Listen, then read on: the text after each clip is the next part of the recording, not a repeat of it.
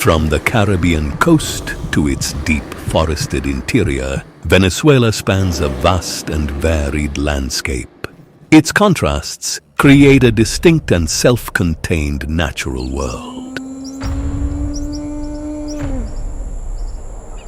A world where nature, in all its myriad forms, is intricately interwoven, and where stark opposites coexist without one ever negating or diminishing the other.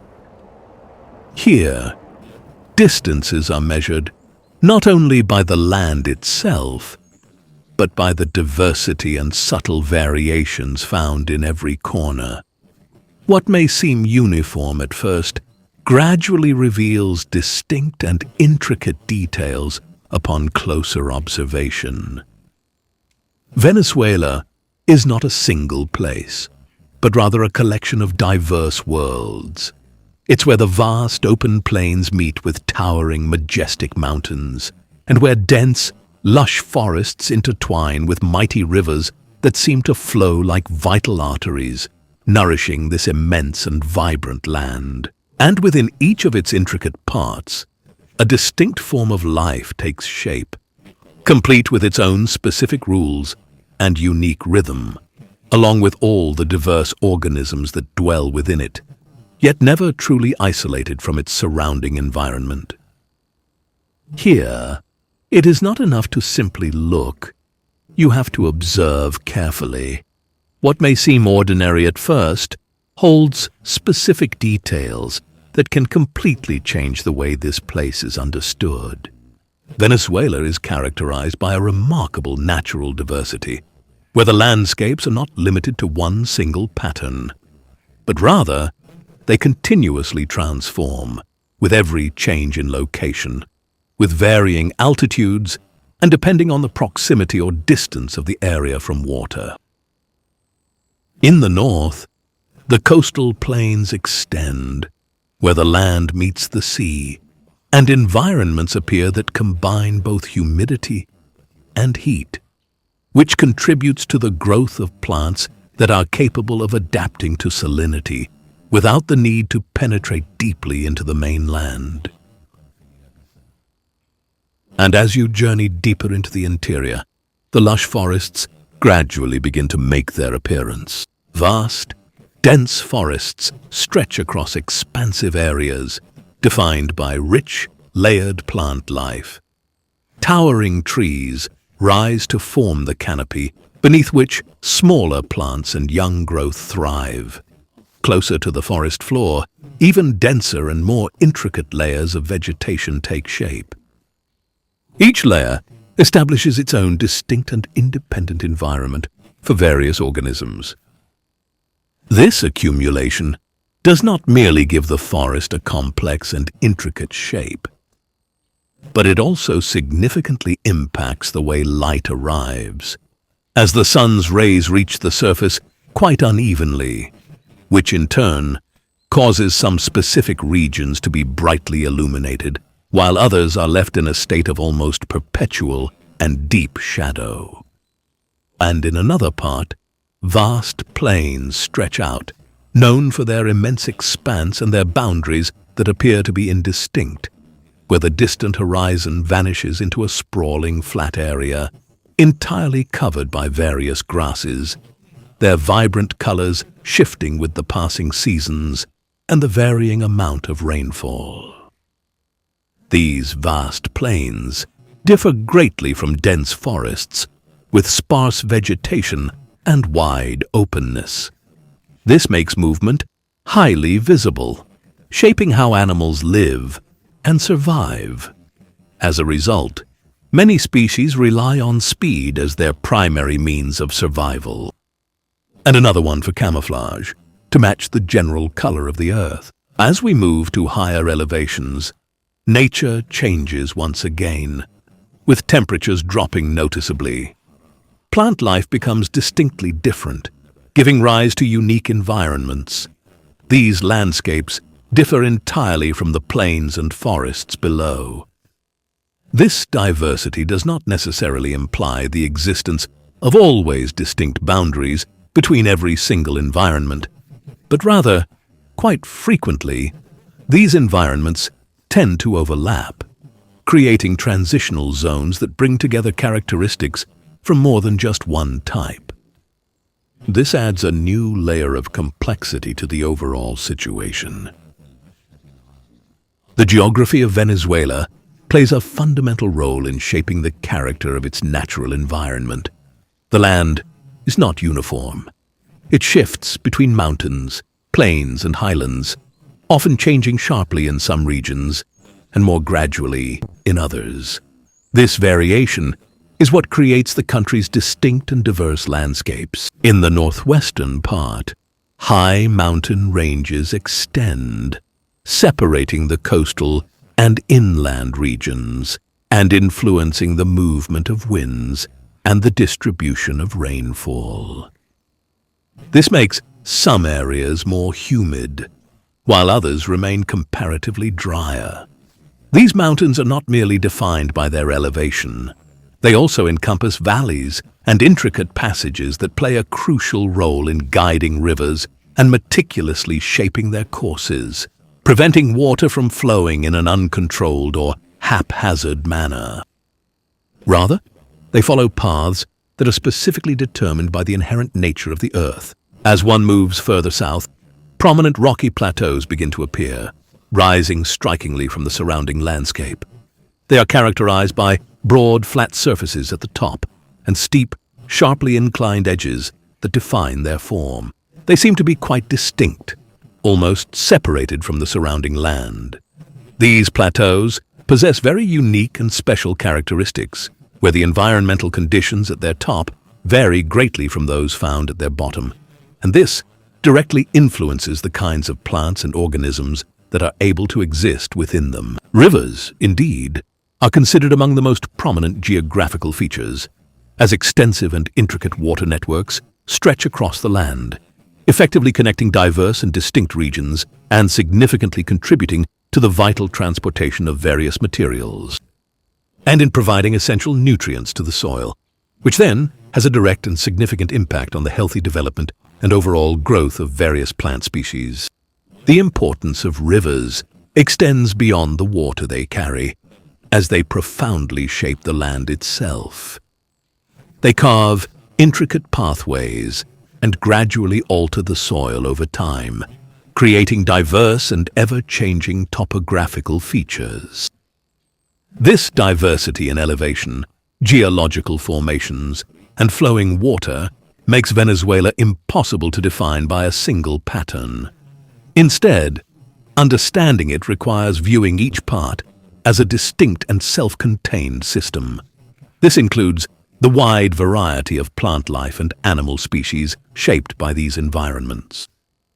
The natural and geographical diversity is very clearly reflected in the various living organisms, as animals are not simply distributed in a completely random fashion across the land, but instead, their presence is directly and intrinsically linked to the specific characteristics and nature of the environment where they make their home and thrive. In the dense, thick forests, you'll find animals that truly depend on their ability to hide themselves, because the abundant, dense leaves and the deeply intertwined shadows all work together to provide them with excellent cover. This ability to effectively conceal their movements allows certain organisms to approach their targets completely undetected, without any awareness from others, or to skillfully evade perilous situations and potential threats with greater efficiency and success. In these environments, a multitude of sounds can be heard, yet their origin is not always clearly discernible, for they issue forth from various distinct levels, from the ground itself, from the intermediate spaces, and from the very crowns of the tallest trees, which makes the process of understanding its true origin a rather difficult undertaking. But when it comes to the vast open plains, the rules of engagement are completely altered, primarily because the visibility is so much clearer. This makes their movements highly visible and easily detected, forcing them to rely on other survival strategies. These include exceptional speed, coordinated group movement, or shifting activity between day and night. In aquatic environments, organisms appear that are entirely dependent on water. The speed of the flow, the depth of the waterway, and the quality of the soil all significantly influence the specific types of creatures that can thrive within them. Some of these creatures spend most of their time in the water, while others move between land and water, making them part of two different systems simultaneously. In elevated regions, biological density is relatively low, but the organisms found there are characterized by their remarkable ability to cope with diverse conditions, such as significant temperature fluctuations and varying resource availability. This distribution is not always constant. Instead, it changes over time and with shifting conditions, making life in these environments a continuous process of interaction between organisms and their surroundings. Giant anteater. The giant anteater is one of the most distinctive mammals of Venezuela's open and semi-open landscapes. It is commonly seen moving across wide plains and along forest edges where it searches for food. These habitats provide the ants and termites it depends on, often found in grasslands, savannas, and nearby forested areas. Its presence in these habitats isn't random, but directly tied to its main food sources' availability and the terrain's nature, which lets it travel long distances while foraging. This animal is characterized by a long body, a narrow and elongated snout, a thick, bushy tail, and large front claws. These characteristics are not merely superficial. They serve clear and practical functions. Its long snout, for example, allows it to reach deep into the narrow openings of nests. However, their strong claws are used to break through dense soil and tear open ant and termite nests. Due to the length of these claws, it cannot place its front paw flat on the ground while walking. Instead, it uses a specialized way of moving that reduces pressure on the claws and protects them. Perhaps the most striking feature of the giant anteater is its complete lack of teeth. As a result, it does not chew its food like most mammals. Instead, it relies entirely on its long, specialized tongue. It darts swiftly in and out of the open nests. Insects adhere to the surface of its tongue due to the sticky saliva, and then they are swallowed whole without any delay.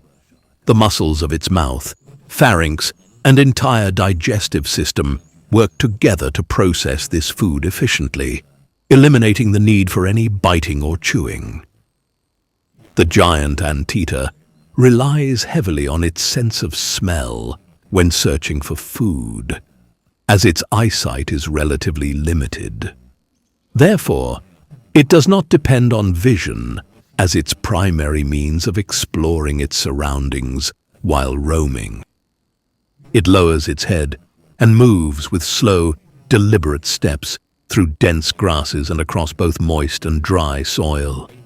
Its movement is careful and calculated as it searches for subtle signs of insect activity across the ground.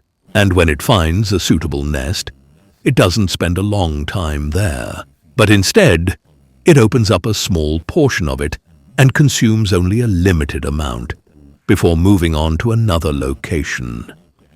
This behavior is extremely important because it prevents the complete depletion of the food source from any single spot.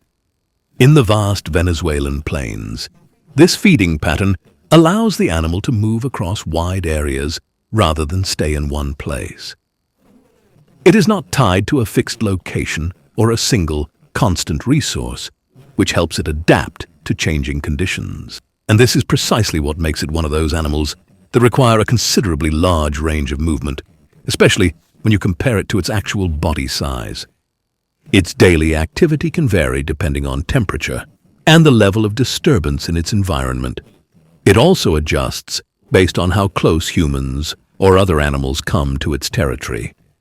While the giant anteater may not be classified as a typical predator in the conventional understanding, it is certainly not a creature to be underestimated or considered weak.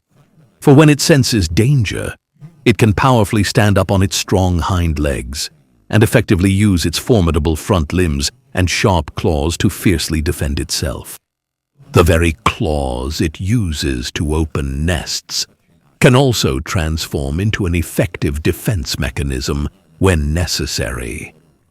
Therefore, its calm appearance does not mean it is incapable of protecting itself. Its long, flowing fur also plays a truly significant part in the context of his everyday existence, as it provides crucial assistance in safeguarding his delicate skin from any potential abrasion or rubbing against various plants. It also offers protection from insect bites when you are approaching nests, and it provides the body with a suitable insulating layer in environments that may experience significant temperature changes between night and day.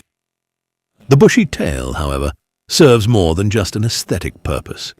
It also plays a crucial role in covering a significant portion of the body when the animal is at rest. The breeding process for this particular animal is quite slow, relatively speaking, and this becomes a very significant factor when we discuss its long-term survival in the wild environment, because the female typically delivers only one young at a time. The young one remains with her for a considerable length of time and is entirely dependent upon her for its movement, its protection, and its learning. Often, the young one is observed resting securely upon its mother's back, which provides it with essential protection and significantly reduces the effort required during their long-distance travels. This means that the loss of adult individuals can leave a significant and lasting impact on the community, as their replacement is not a rapid process. The giant anteater's importance lies not just in its size, but in its role in controlling ant and termite populations. It is a key part of the ecological balance in these environments. Its constant movement between nests and grasslands helps maintain this balance. It makes it an ever-present, active element within the daily life cycle of the plains and the open forest. It might not necessarily be the most prominent animal in the Venezuelan natural landscape, but it is one of the most significant indicators of the diversity of this natural world, because it represents a perfect example of an animal whose entire existence has been meticulously crafted around a very specific function, a precise set of behaviors, and an intimate, direct relationship with the very ground it traverses.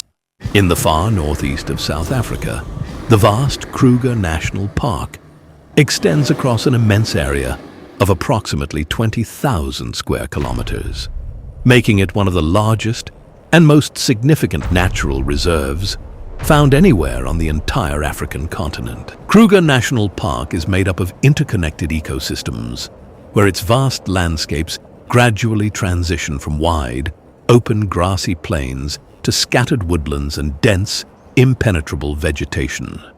Its terrain is also traversed by perpetually flowing rivers, such as the well-known Limpopo River and the Crocodile River. These waters then form seasonal pools and wetlands, which in turn attract hundreds of different species of creatures.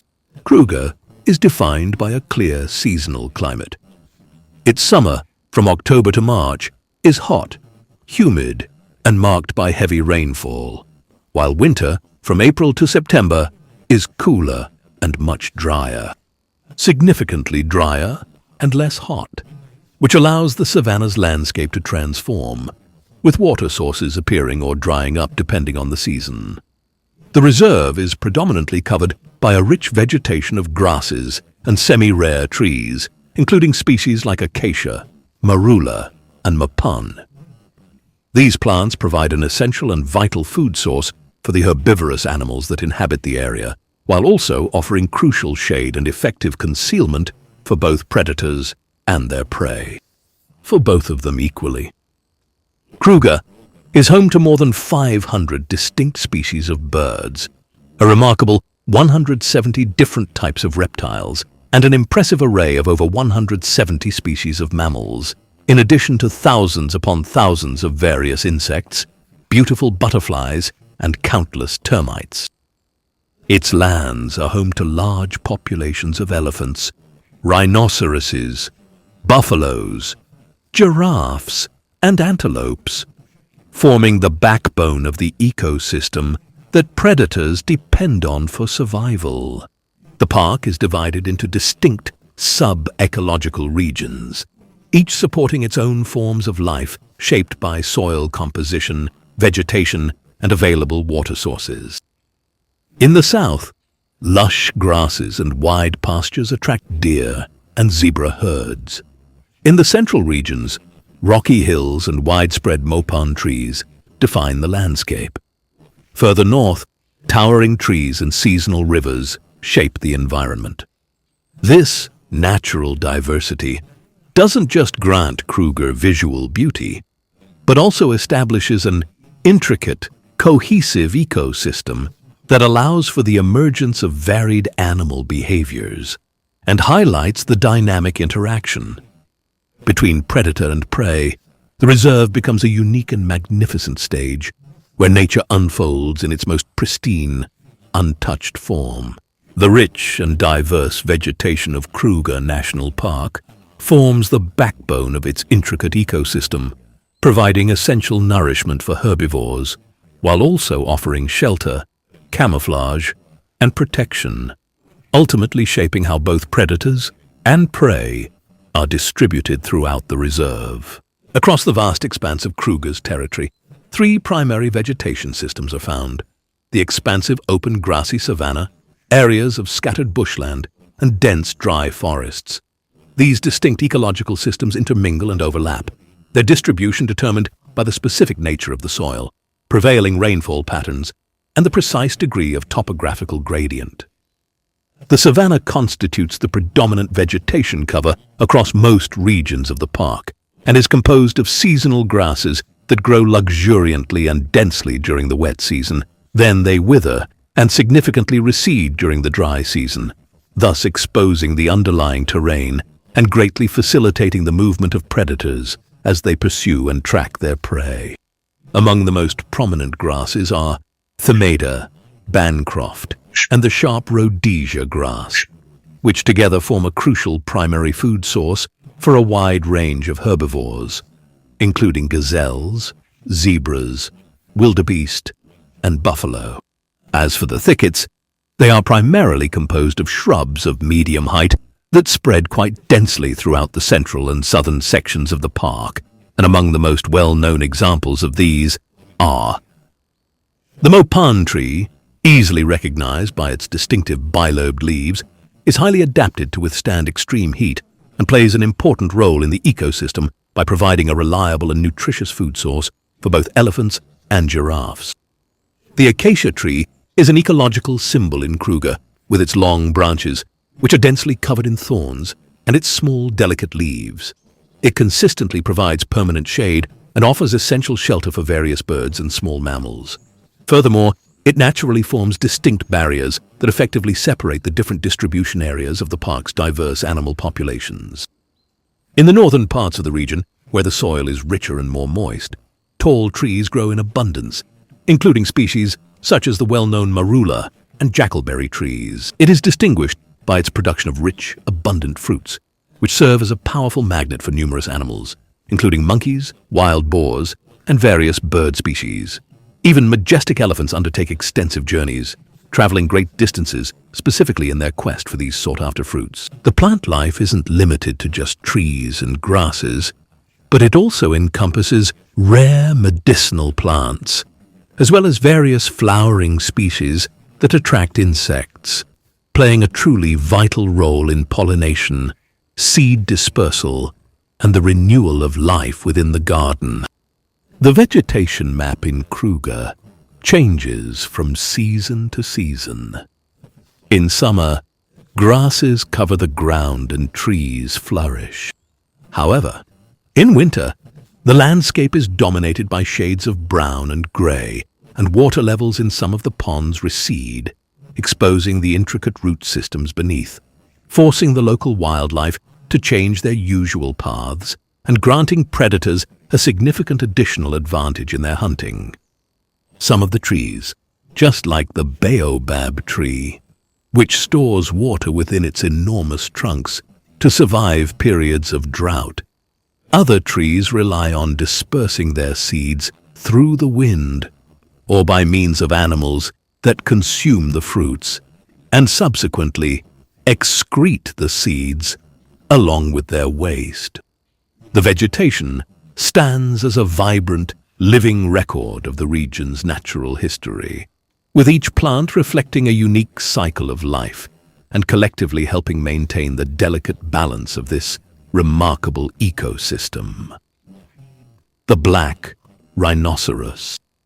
In the far northeastern reaches of South Africa, deep within the sprawling expanse of the Kruger National Park, a magnificent creature silently makes its way through the thick, dense bush with its ever-watchful eyes and a powerful, solid body that hints at both immense strength and cautious vigilance.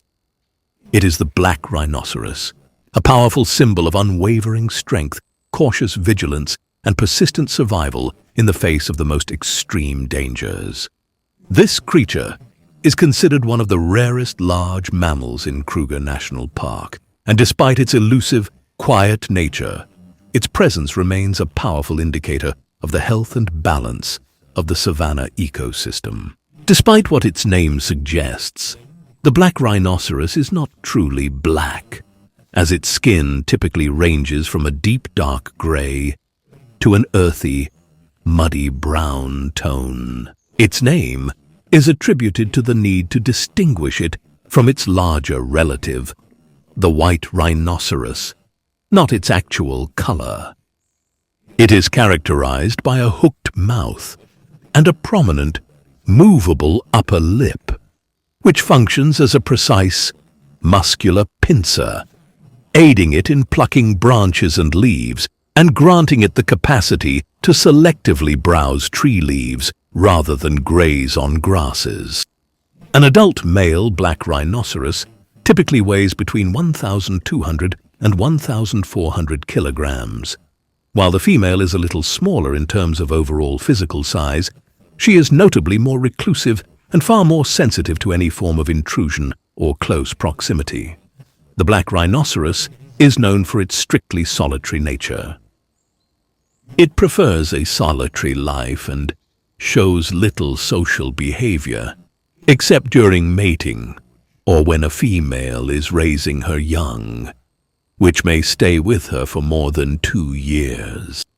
This animal moves through dense, overgrown bushes and prefers rough, uneven, often muddy terrain, where it can dig with its powerful feet or sturdy horn to reach plant roots or access much-needed moisture.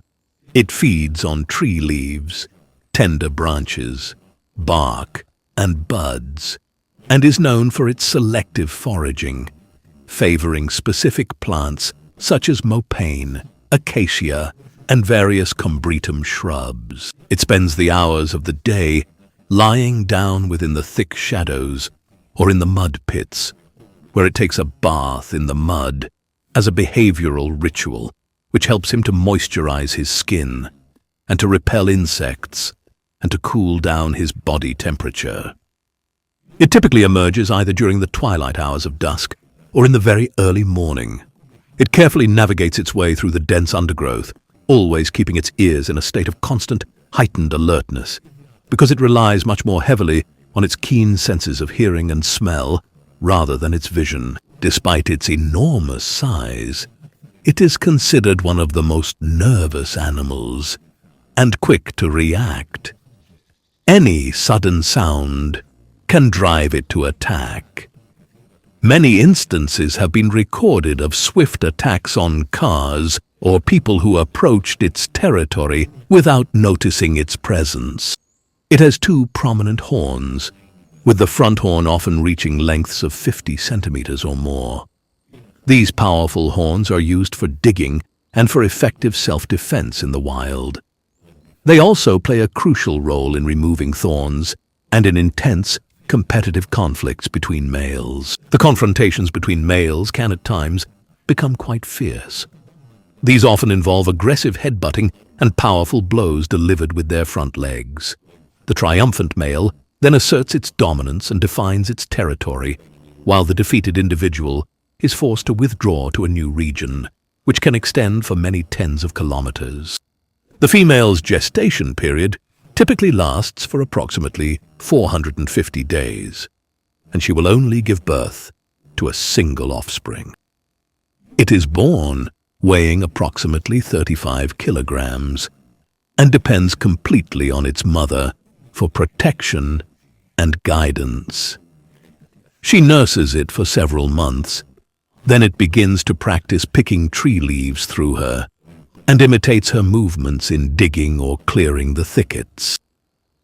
After 2 to 3 years, the young one gradually begins to assert its independence, but it remains close to its mother until it is fully capable of protecting itself, and then embarks on its journey to establish its own sphere of influence. Within Kruger National Park, areas such as Lubombo and North Shingwedzi are among its most important habitats. These regions are defined by dense, lush vegetation and extensive muddy terrain. Such conditions are especially favored by this species. However, the most serious threat to the black rhinoceros in Kruger National Park is not natural predators or harsh conditions, but the relentless and devastating impact of illegal poaching. Its horns, made of keratin like human fingernails, are sold on illegal markets at extremely high prices. This makes the animal a constant target for ruthless poaching gangs. This continues despite strict and extensive protection measures enforced within the reserve. Kruger's management has significantly increased aerial surveillance across the park. They have also begun installing tracking chips on some individuals to monitor their movements. In addition, drones are now actively used to track and investigate any suspicious activity. Rapid response units were also established to protect its rare populations. Despite this, safeguarding this giant creature remains a complex task, requiring a delicate balance of security, scientific research, and environmental management. The black rhinoceros does not fight for control or dominance, but rather for its very survival, for its right to roam freely within its natural habitat without being hunted down because of the horn it carries upon its nose. A sighting of him today is considered quite rare, but every single appearance he makes within Kruger National Park represents a brand new triumph for nature and for one of the savanna's most ancient inhabitants, the African spotted cat. Deep within the shadows of tall, swaying grasses and along the edges of seasonal swamps in Kruger National Park, a remarkably agile and graceful creature moves almost unseen. It has a slender body, long, delicate legs, and upright ears that resemble sensitive radar dishes. These features allow it to scan its surroundings while remaining nearly invisible in its environment. It is the serval. This medium-sized feline possesses a physique that skillfully blends the swift agility of a leopard with the precise cunning of a fox. Its weight, remarkably, never exceeds 20 kilograms, yet it is endowed with exceptional prowess in camouflage, keen auditory perception, and the art of a sudden surprise attack. The serval possesses a distinctly slender body, which is entirely covered by a beautiful yellowish golden fur. This coat is adorned with numerous irregular black spots, and its back is marked by prominent longitudinal stripes that extend all the way to its relatively short tail. Its ears are large and perfectly round and can move independently to detect even the faintest sounds. It can pick up movements hidden within tall grass or even those beneath the surface of the ground. This cat is widely distributed throughout Kruger, but it distinctly prefers areas with dense, tall grasses situated in close proximity to various water sources. These include your temporary or seasonal swamps, the lush banks of rivers, and other moist, heavily wooded areas. Its main activity occurs at night, emerging shortly after sunset to hunt and search for prey. It remains active throughout the night, moving silently across its territory. Before dawn, it disappears into a shallow burrow or beneath dense cover to rest. Servals rely on sharp hearing and focus rather than speed, striking their prey with a swift, sudden pounce. It can jump vertically for a distance exceeding 3 meters, to snatch a bird from mid-flight, or to pounce on a small rodent hidden amidst the tall grass. It feeds on rodents, frogs, small birds, lizards, and large insects. It is widely known that this creature consumes on a daily basis as many as 10 small prey animals during the course of a single night. Its hunting style is characterized by an intense, focused concentration. It stands perfectly still for several minutes, then moves slowly, abruptly freezing when it detects the slightest sound or movement, before it pounces with astonishing precision and speed. The serval leads a solitary existence. It is solitary and avoids contact with others, even members of its own kind. Males establish clear boundaries for their territories by spraying urine or by scratching trees, and they avoid direct confrontation with one another by listening to the distinct calls they emit during mating season or as a warning signal. The female typically enters her mating cycle once or twice each year, following a gestation period that lasts approximately 75 days. She then gives birth to a litter of 1 to 3 young in a secure den, often found within tree hollows or nestled among rocks. The mother nurses her young for several weeks, then gradually teaches them how to hunt. After about 6 months, they separate and begin independent lives, each establishing its own territory. Although the serval is not considered globally endangered, its sighting in the wild is quite rare due to its extreme shyness, its nocturnal activity, and its remarkable ability for complete concealment. In Kruger, this cat plays an important role in controlling rodent and insect populations, helping maintain the delicate balance of the ecosystem despite its small size and solitary nature. The serval is one of Kruger's most elusive inhabitants, silent and rarely seeking attention or dominance. It moves as a quiet hunter under the cover of darkness, where calm prevails and survival depends on pure instinct and skill. Masai Mara National Reserve is one of Africa's most famous wildlife sanctuaries. Located in southwestern Kenya, it is part of the Greater Serengeti ecosystem, spanning roughly 1,510 square kilometers. The Maasai people, who named the reserve Mara for the mottled appearance of its landscape, have lived in the region for centuries, herding cattle alongside wildlife. From low rolling hills to the steep Syria escarpment, the Mara offers a variety of scenery. Every year it draws visitors worldwide, with its sweeping savanna plains, rich ecosystems, and the extraordinary spectacle of mass animal migrations. As a protected area, the Mara balances conservation of its biodiversity with tourism and traditional land uses. Geography and landscape. The Masai Mara lies in southwestern Kenya's Narok County, bordered on the south by Tanzania's Serengeti National Park. It is part of the East African Rift System.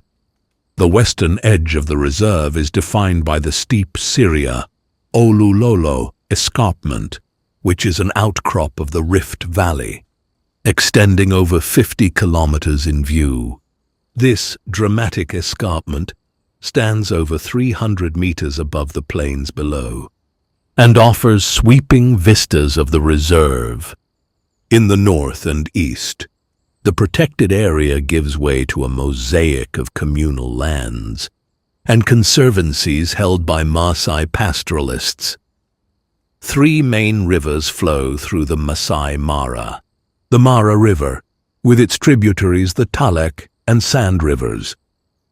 These perennial rivers divide the reserve into seasonal grazing zones and ensure water is available throughout the year. The Mara's terrain is mostly open savanna grassland, with scattered groves of trees and shrubs. To the southeast lie gentle hills and occasional kopjes, rocky hills, while to the west the land rises sharply toward the escarpment. In lowland areas along riverbanks, lush gallery forests of fig, doom palm, and other trees line the waterways. Away from rivers, grass species dominate.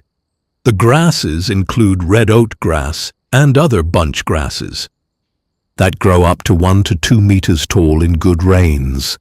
Shrubby plants such as acacia, croton, and the aromatic tarchonanthus, sneezewood scrub, appear in interspersed patches.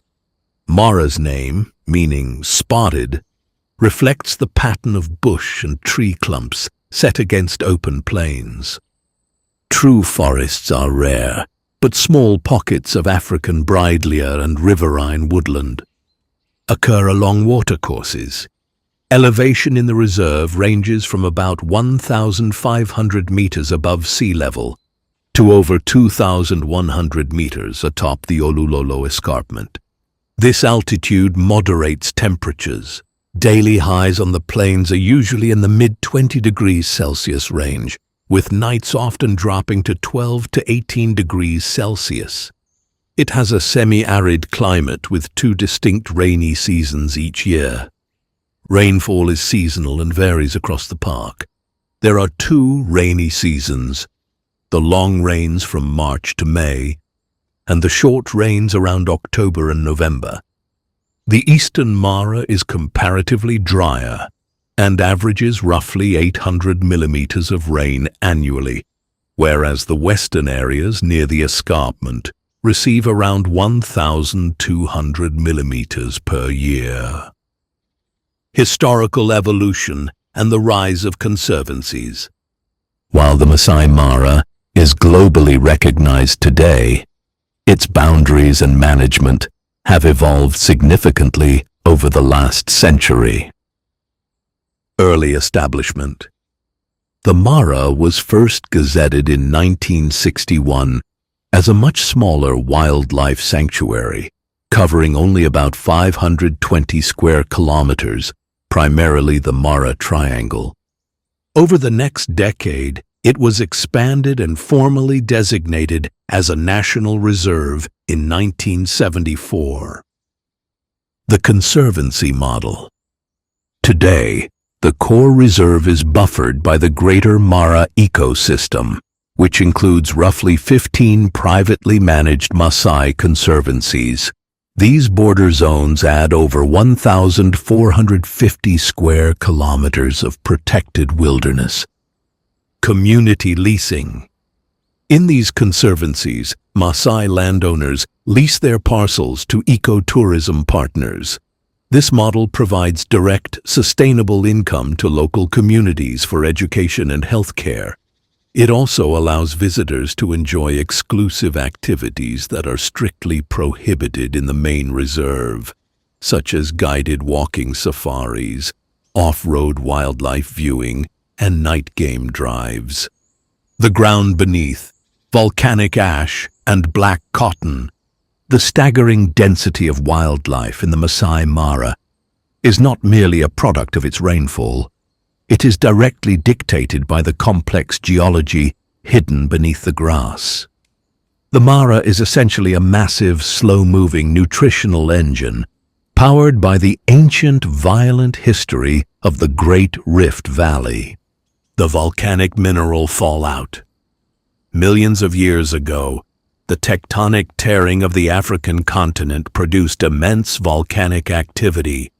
Winds carried colossal clouds of volcanic ash across the plains, laying down a foundation incredibly rich in essential minerals, particularly calcium and phosphorus. The nutritional anchor of the migration. This ancient ash is the invisible driving force behind the Great Migration. The high mineral content is pulled up by the shallow root systems of the savanna grasses. When hundreds of thousands of wildebeest arrive to calve, they are not just looking for green grass. They are specifically seeking out these mineral-dense pastures necessary for lactation and rapid calf bone growth. The mechanics of black cotton, vertisols. A significant portion of the Mara's flat plains is blanketed in a specific, highly reactive clay soil known scientifically as vertisols, but colloquially feared by guides as black cotton soil.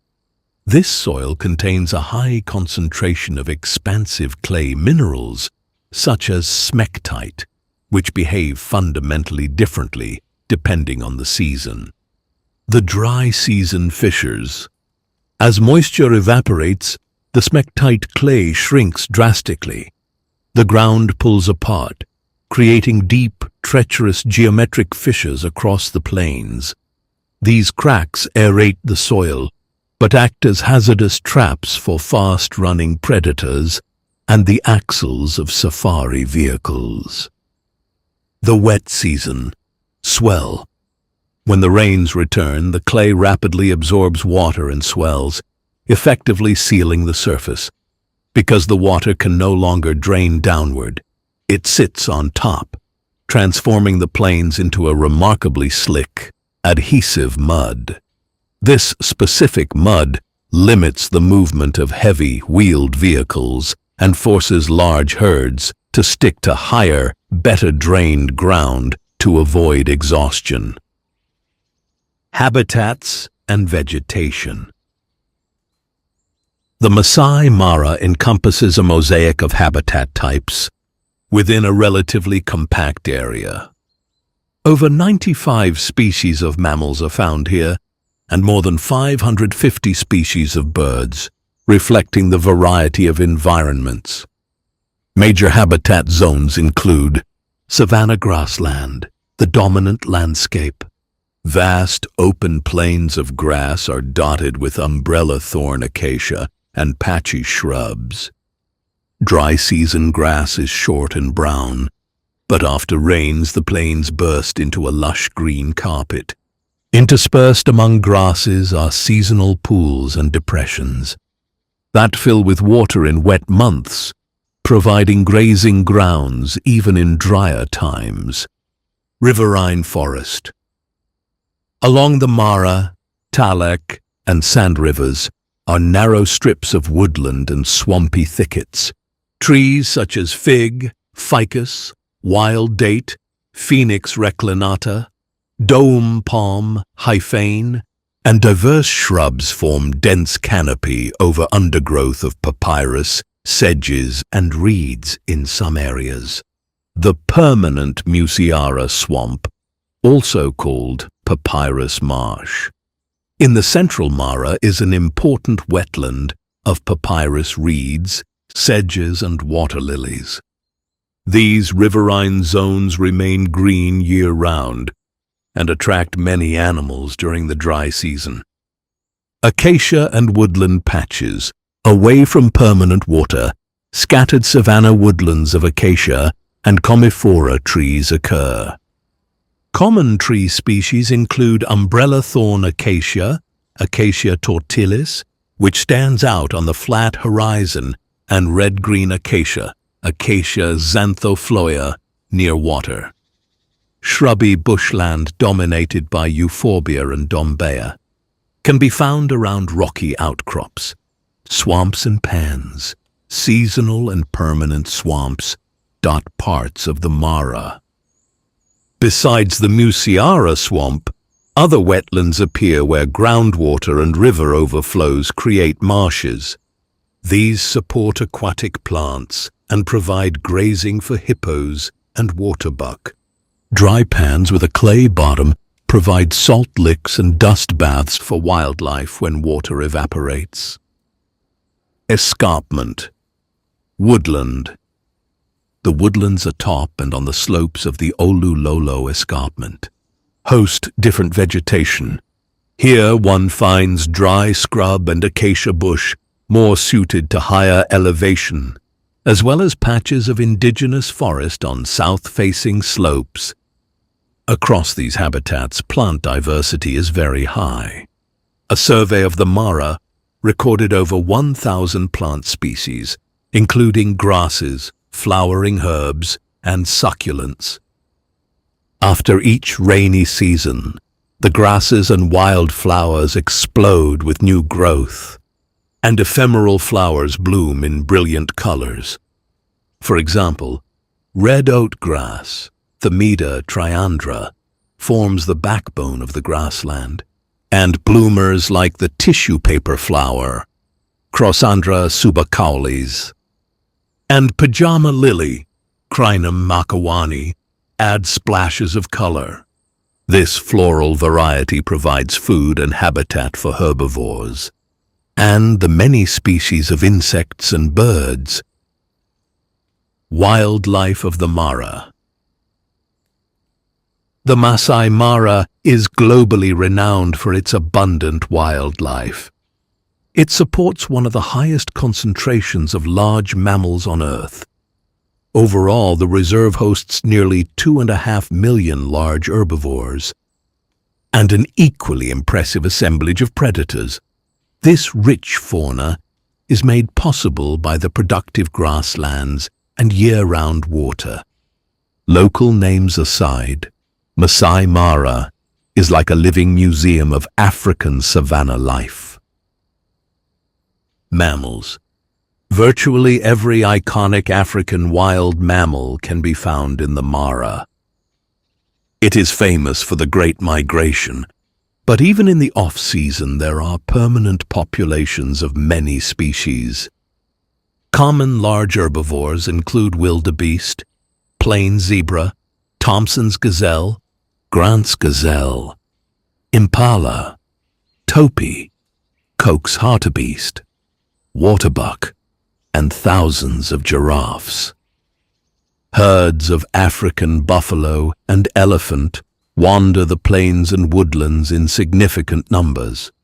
Smaller antelopes like Kirk's, dik-dik, and bushbuck thrive in shrubland edges, and even eland antelope are present in modest herds.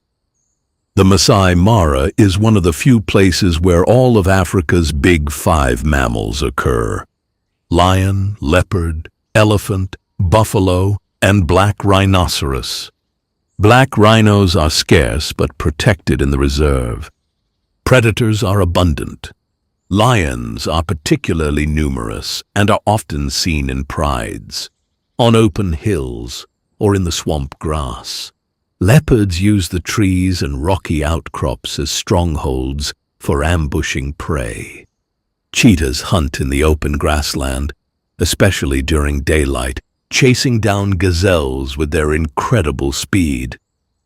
Spotted hyenas form large clans and compete with lions for the reserve's plentiful prey.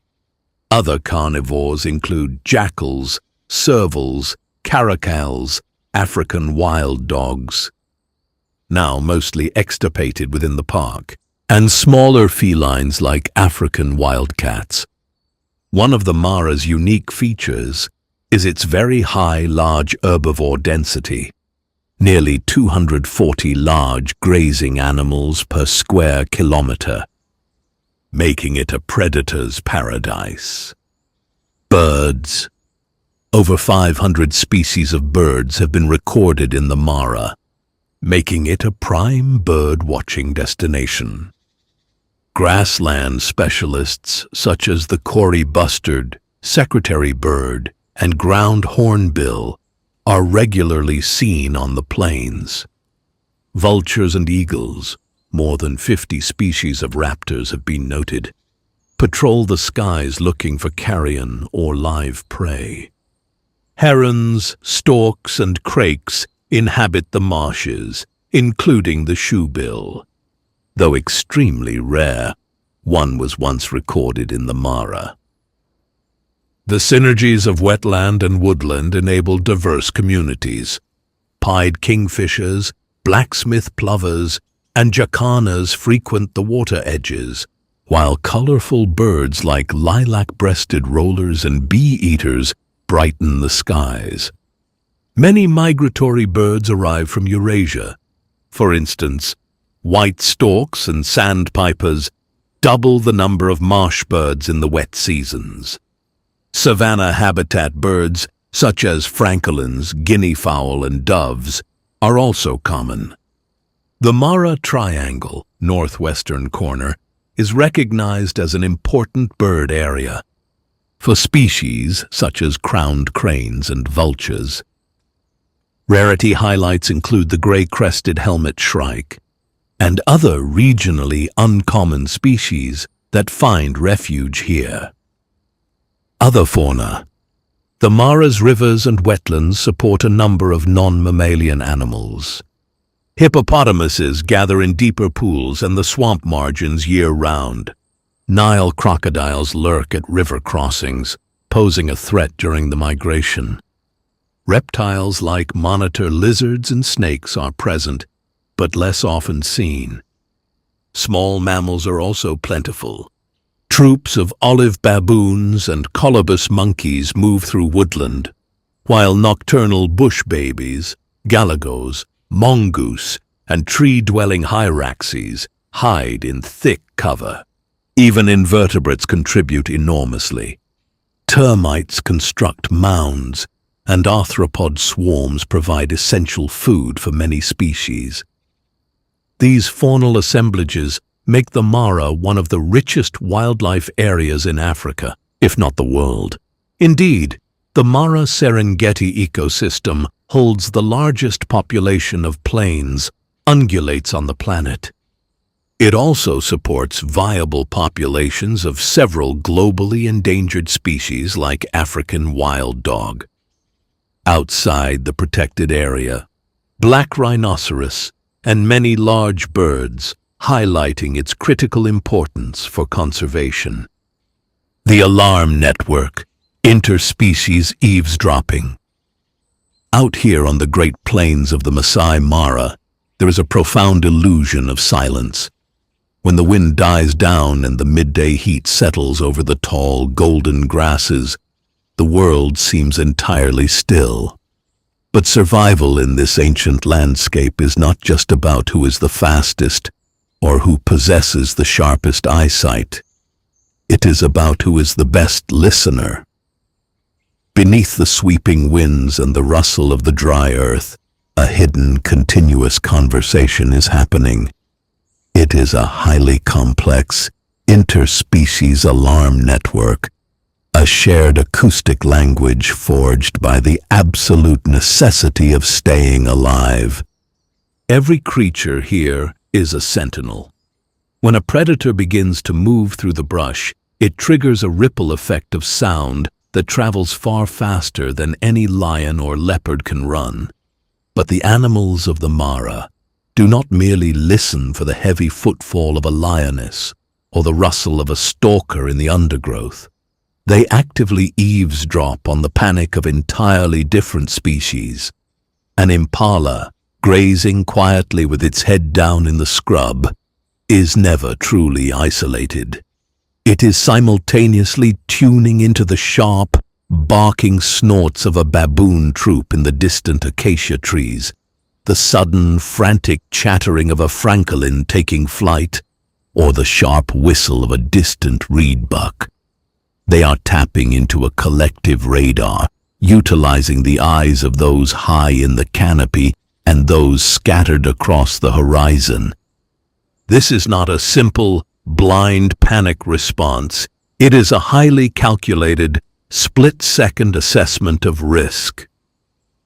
The herbivores of the Mara have learned to decipher exactly which alarms matter to them, translating foreign tongues into a singular, urgent message. They filter out the false alarms and the irrelevant noise of the savanna. If a small mammal sounds a localized alert for a bird of prey, a grazing zebra or a massive water buck might barely flick an ear. The threat simply does not apply to them. But if a species that shares the exact same vulnerabilities, a creature hunted by the very same predators, sounds the alert, the reaction is immediate and electric. They literally weigh the reliability of the informant.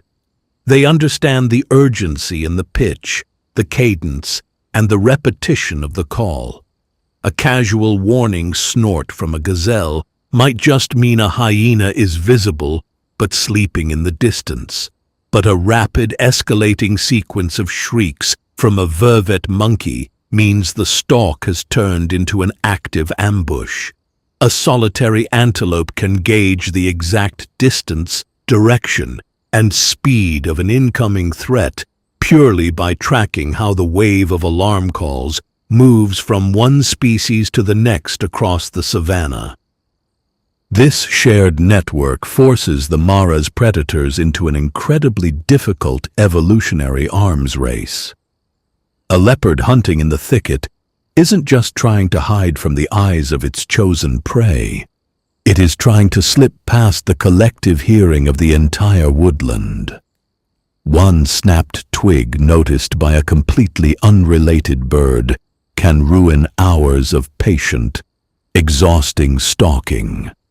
In this timeless landscape, where the rules of survival were written long before we arrived, a warning spoken by one becomes the salvation of many. It is an invisible, acoustic web that binds the entire ecosystem together, proving that in the wild, no one truly survives alone. The Great Migration, nature's spectacle. Each year, Masai Mara becomes the stage for one of the most famous natural events on Earth, the wildebeest migration. Around July, as rains end in Tanzania's Serengeti, over 1.5 million blue wildebeest surge northward into Kenya. Accompanying them are hundreds of thousands of zebras and gazelles, moving in search of fresh grasses on the nutrient-rich Mara plains. The migration's timing depends on rainfall and grass growth. Typically, the herds arrive in the Mara from July through September, then head back south by November. The journey includes dramatic river crossings. The Mara River's steep banks and deep waters create natural choke points. Wildebeest and other animals gather on the banks, then plunge into the currents together. Many animals are swept downstream, or are taken by crocodiles lying in ambush. Lions and hyenas often stalk the crossings, attacking weakened or delayed animals. These crossings make headlines each year, but they are just part of a larger pattern.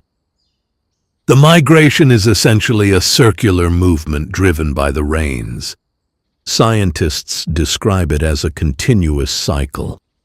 After the fresh rains and grass shoot up in the Serengeti, the herds move north. When the rains return to the Mara, the animals feed and breed, then start back as southern plains green up again. More than 300,000 wildebeest calves in the Mara ecosystem between February and March, taking advantage of short rains that trigger grazing, though many calves are born slightly outside the reserve. Predators follow this abundance. The Mara often holds the largest concentration of carnivores in Kenya. The migration and resident animals together ensure a dynamic and vibrant cycle of life. Visitors coming for the Mara during migration season witness a world-famous wildlife show, often referred to as the Great Migration or one of the natural wonders of Africa. Conservation and challenges. While the Masai Mara is a protected reserve, it faces modern pressures. Rapid human population growth around the park has led to expanding agriculture and settlements. Large farms have encroached near the northern boundary, and fences in some communal lands interrupt traditional wildlife corridors. During drought or crop failures, livestock may graze inside the reserve, leading to conflict with wildlife. Illegal grazing, along with poaching for bushmeat and ivory, have been issues at times. Uncontrolled fires can sweep through the grasslands, and off-road driving by tourists can disturb animals. Tourism, however, is also a source of support. Masai Mara's gate fees and related industries bring income to local communities and conservation agencies. Conservation organizations collaborate with the Maasai people to benefit from wildlife. Many parts of the Mara ecosystem beyond the official reserve are now managed as community conservancies, where local landowners receive payments for wildlife protection. The Mara Conservancy, a management body, oversees much of the protected area's daily operations, anti-poaching efforts, and resource use. Strict park regulations limit where vehicles can go and where lodges can be built to minimize habitat damage. As a result of these efforts, many wildlife populations in the Mara have remained stable or recovered. For example, anti-poaching patrols and secure habitats have helped the black rhinoceros numbers gradually increase. Cheetah and lion populations remain robust because of the abundant prey base. Efforts are also underway to reduce human-wildlife conflict. Some farmers use fortified beehive fences or livestock guarding dogs to protect crops and cattle from elephants and carnivores. Conservationists emphasize that long-term protection of the Mara requires balancing ecological needs with community welfare. Integrating traditional Maasai practices of pastoralism with wildlife conservation has been part of this strategy, reflecting the historical coexistence in the region. Overall, Masai Mara is often cited as a success story of community-based conservation on the African savanna. It remains largely unfenced, which allows migrations to continue and wide-ranging animals to survive. Shifting rhythms, the modern threat of climate change. While the physical geography and predators of the Masai Mara have shaped its wildlife for millennia, an invisible, highly unpredictable modern threat is rapidly rewriting the fundamental rules of survival. The ecosystem is facing unprecedented stress from a shifting climate, transforming the once reliable rhythms of the savanna into a volatile battle against extremes. Broken migration clocks. The Great Migration has historically operated as a synchronized clock, deeply tied to the predictable arrival of the long and short rains. Today, the region is experiencing significant warming, with monthly minimum temperatures rising by over 3 degrees Celsius in some seasons. This heat accelerates evaporation, rapidly drying out the landscape and shrinking the critical green window of nutrient-rich grass. Unpredictable weather phenomena, amplified by severe El Niño and La Niña events, cause rains to arrive late, early, or fail entirely. This erratic rainfall disorients the massive herds, leading to splintered migrations. Consequently, the amount of time the wildebeest spend grazing in the Mara has drastically decreased. A residency that once lasted up to 4 months has occasionally plummeted to just 6 weeks. The pendulum of drought and deluge. The Mara is increasingly trapped in a violent pendulum swing between severe drought and devastating floods. Extended dry spells severely deplete the Mara River and seasonal swamps, triggering widespread dehydration and forcing animals to migrate longer distances into riskier, unprotected territories. When the rains finally break, they frequently arrive as concentrated, intense downpours rather than slow, soaking showers. These sudden flash floods alter the steep banks of the river crossings, wash away vital topsoil, and cause sudden temperature drops that can prove instantly fatal to wildlife already weakened by prolonged starvation. The shrinking buffer and rising conflict. The ecological strain does not stop at the reserve's borders. It profoundly impacts the surrounding Maasai communities, whose pastoral livelihoods are tethered to the same land. As droughts scorch communal grazing lands, pastoralists are increasingly forced to drive their cattle closer to the reserve's boundaries, and sometimes inside, to find surviving grass. Simultaneously, desperate wildlife wanders into agricultural and settlement areas, seeking water and forage. This forced overlap intensifies the competition for rapidly shrinking resources, increasing the spread of disease between domestic and wild animals, and escalating human-wildlife conflicts that threaten the fragile historic coexistence of the region. The Masai Mara remains one of the richest ecosystems on Earth. Its sweeping landscapes of grasslands, acacia woodlands, and rivers cradle an astonishing diversity of life. Every corner of the reserve hosts scenes from a classic African wilderness. Lions resting under acacia trees, herds of antelope feeding in open grass, flocks of storks rising from wetland marshes. The annual Great Migration symbolizes the Mara's raw, natural drama. Yet throughout the year, even without the migratory crowds, the reserve supports a full circle of life with predators, prey, and plants, all interlinked.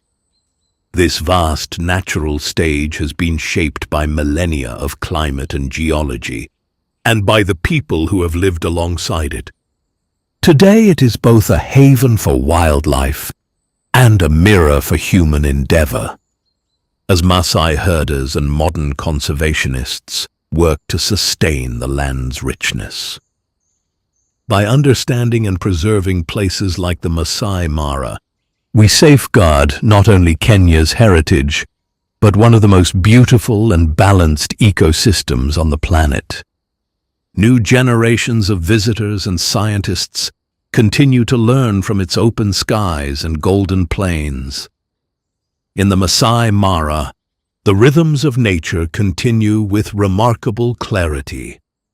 From the whisper of the wind across grasslands to the thunder of hooves in the migration. This is the story of a wild land that speaks to the soul and invites us to listen to the timeless song of the African savanna. Yellowstone National Park.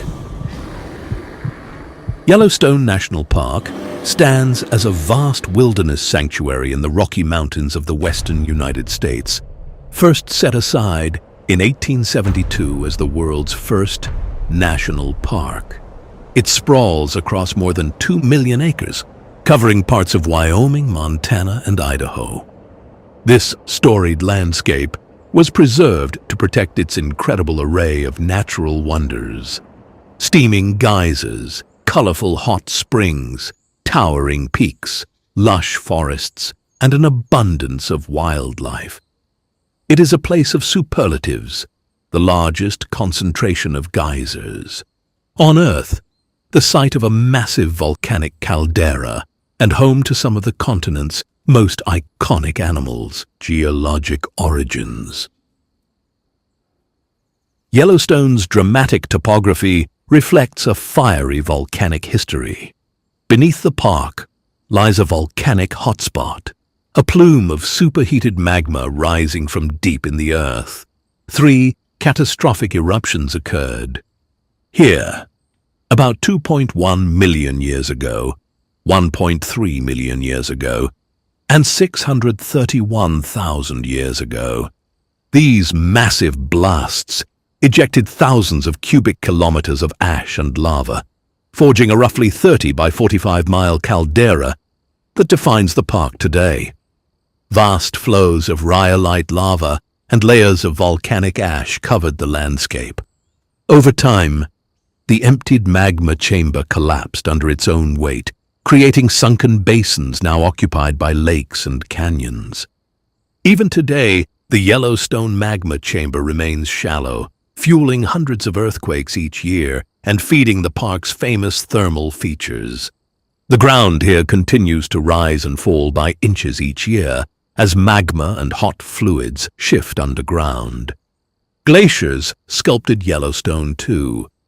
As recently as 13,000 to 16,000 years ago, ice sheets covered much of this region. When the glaciers retreated, they carved deep valleys, deposited rounded boulders, glacial erratics, on the plains, and left moraines and polished cliffs.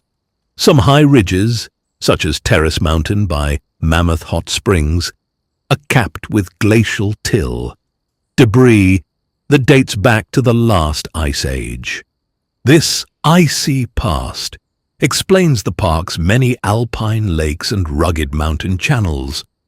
Mountains rise across the park from these geologic forces. To the north and east, the Absaroka Range. Volcanic ridges tens of millions of years old, looms over Yellowstone's interior. Farther south, the Gallatin and Washburn Ranges show evidence of faulting and lava flows. The park's high elevation, most of Yellowstone lies above 7,500 feet, brings cool temperatures and heavy snow. Steep peaks funnel meltwater into dozens of rivers, the Yellowstone River roaring out of Yellowstone Lake and plunging over the 308-foot lower falls is a testament to these sculpting forces.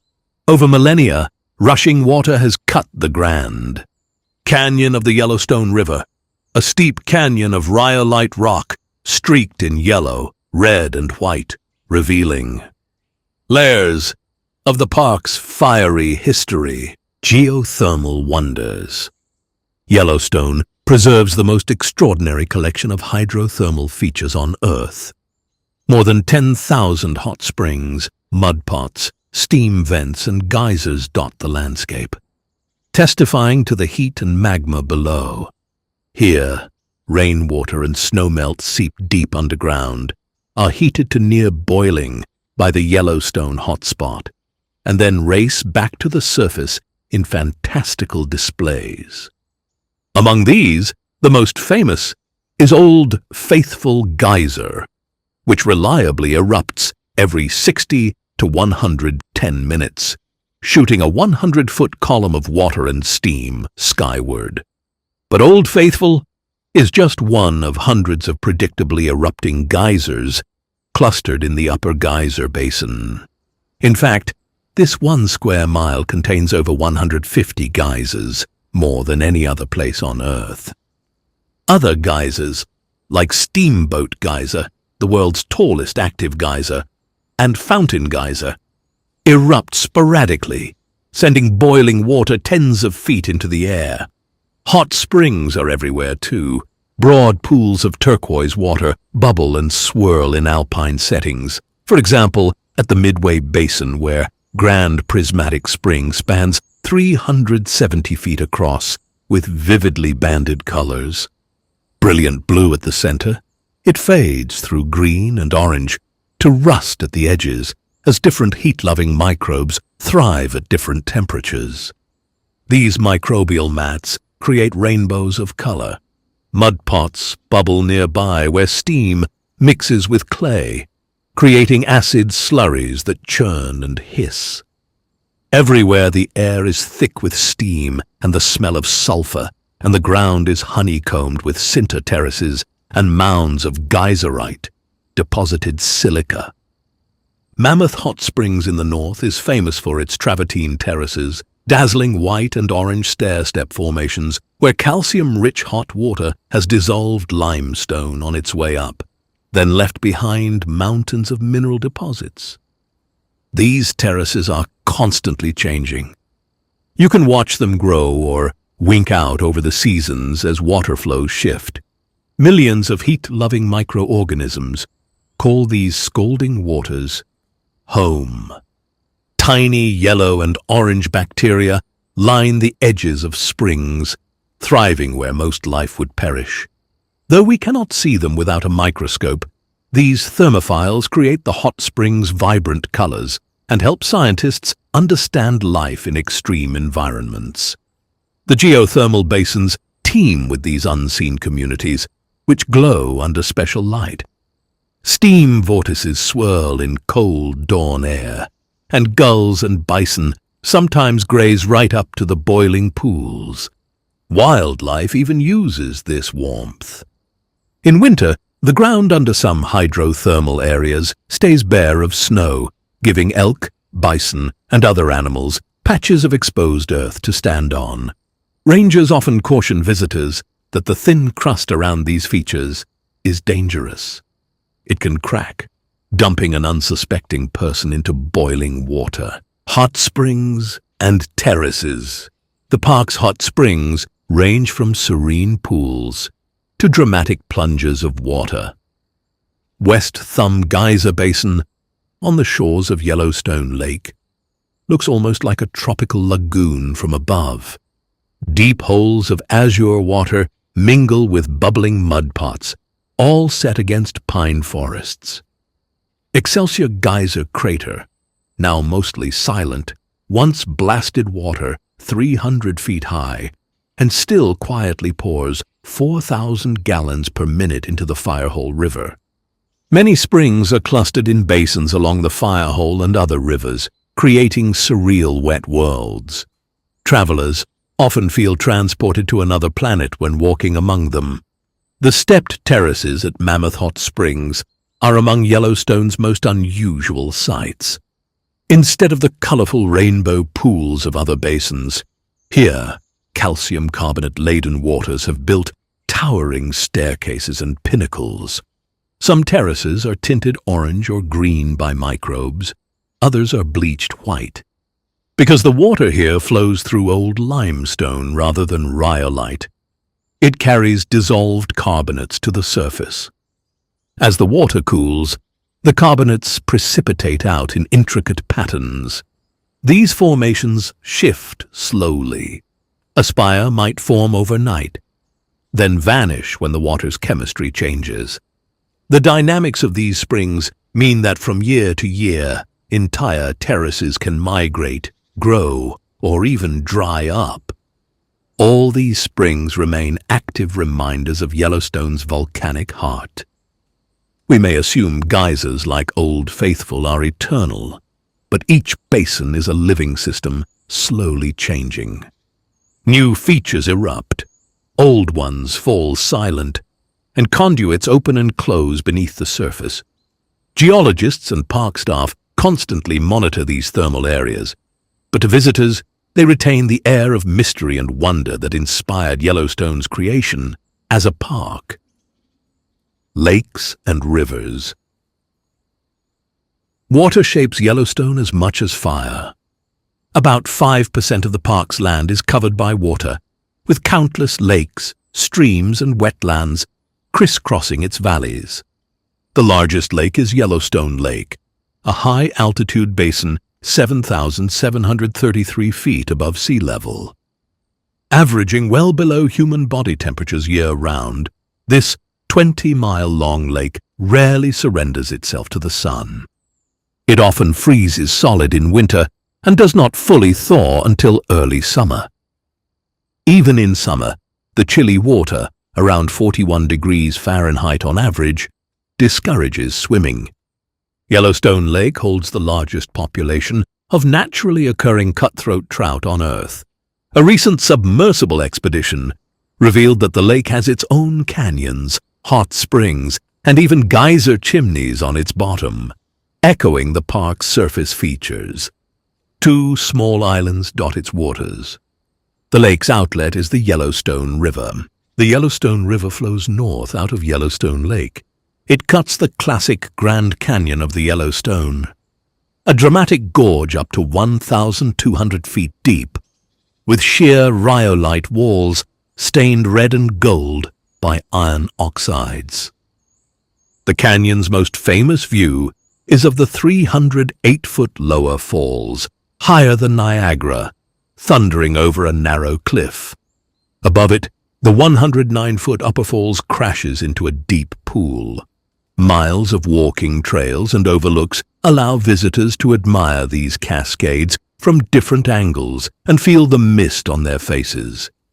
Cascades and falls also appear on other streams, including Crecelius Falls, Lewis Falls, Kepler Cascades, and Mystic Falls, hidden in lush meadows. More than 290 named waterfalls are scattered across the park's terrain, reflecting the landscape's complex relief. Many streams and rivers converge here.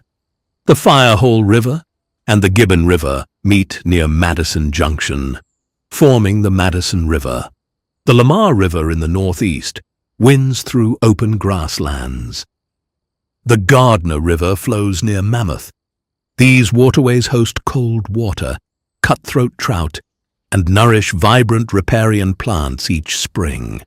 Moose wade in quiet channels, and bears search along riverbanks during spawning runs.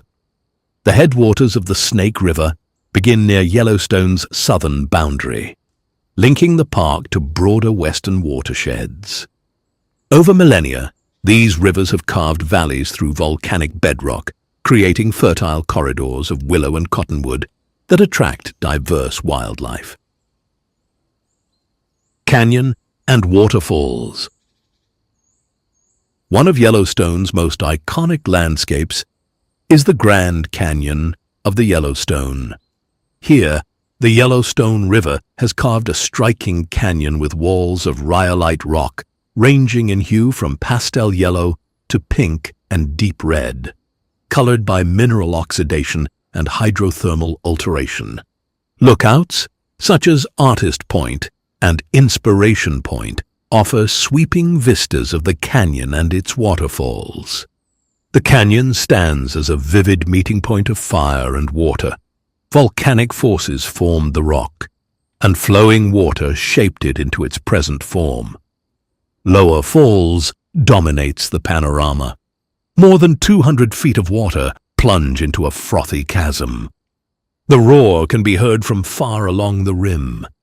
On cloudy days, rainbows arc through the drifting mist. Elsewhere, Mystic Falls tumbles about 70 feet near Biscuit Basin in a quiet, forested setting. Away from main roads, hikers may encounter smaller waterfalls such as Wraith Falls. Each cascade differs in character. Some descend in steep stair steps of white water. Others fall in a thin, shimmering veil over dark stone. Seasonal flow variations are dramatic. Summer thunderstorms can swell streams suddenly. Winter ice forms thick curtains along the cliffs. Spring snowmelt fills each spillway to its edge. The canyon region also reveals Yellowstone's rugged terrain.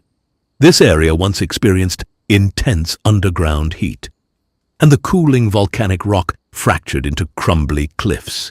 Steam vents rise from cracks in the canyon walls, and remnants of ancient hydrothermal deposits cling to some ledges. In early spring, sheltered pockets hold lingering snow beside new grasses. Archaeological evidence along the lakeshore below the canyon shows that indigenous peoples lived and traveled here thousands of years ago, fishing and hunting long before the park was established. Today, the canyon remains one of Yellowstone's most visited destinations.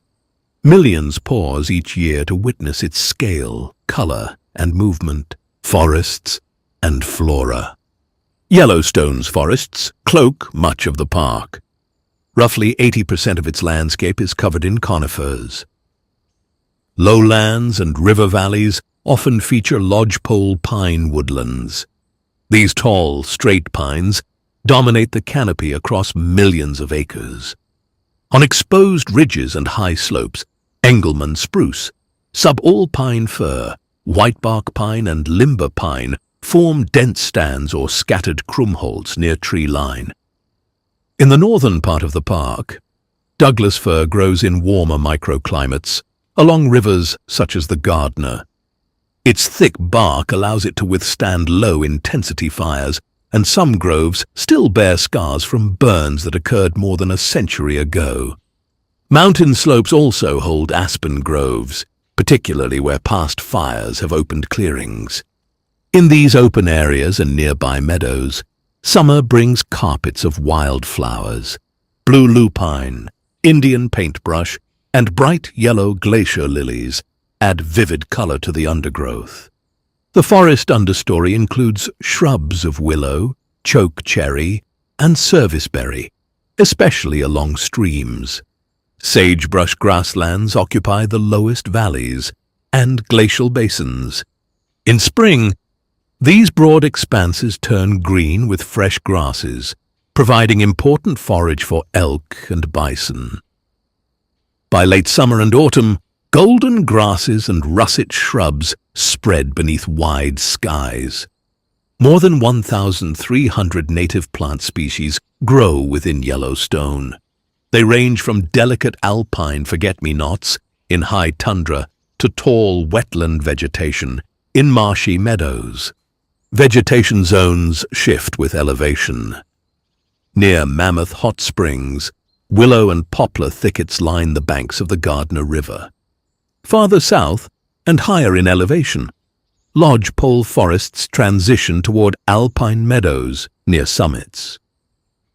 These plant communities form the foundation of Yellowstone's food web.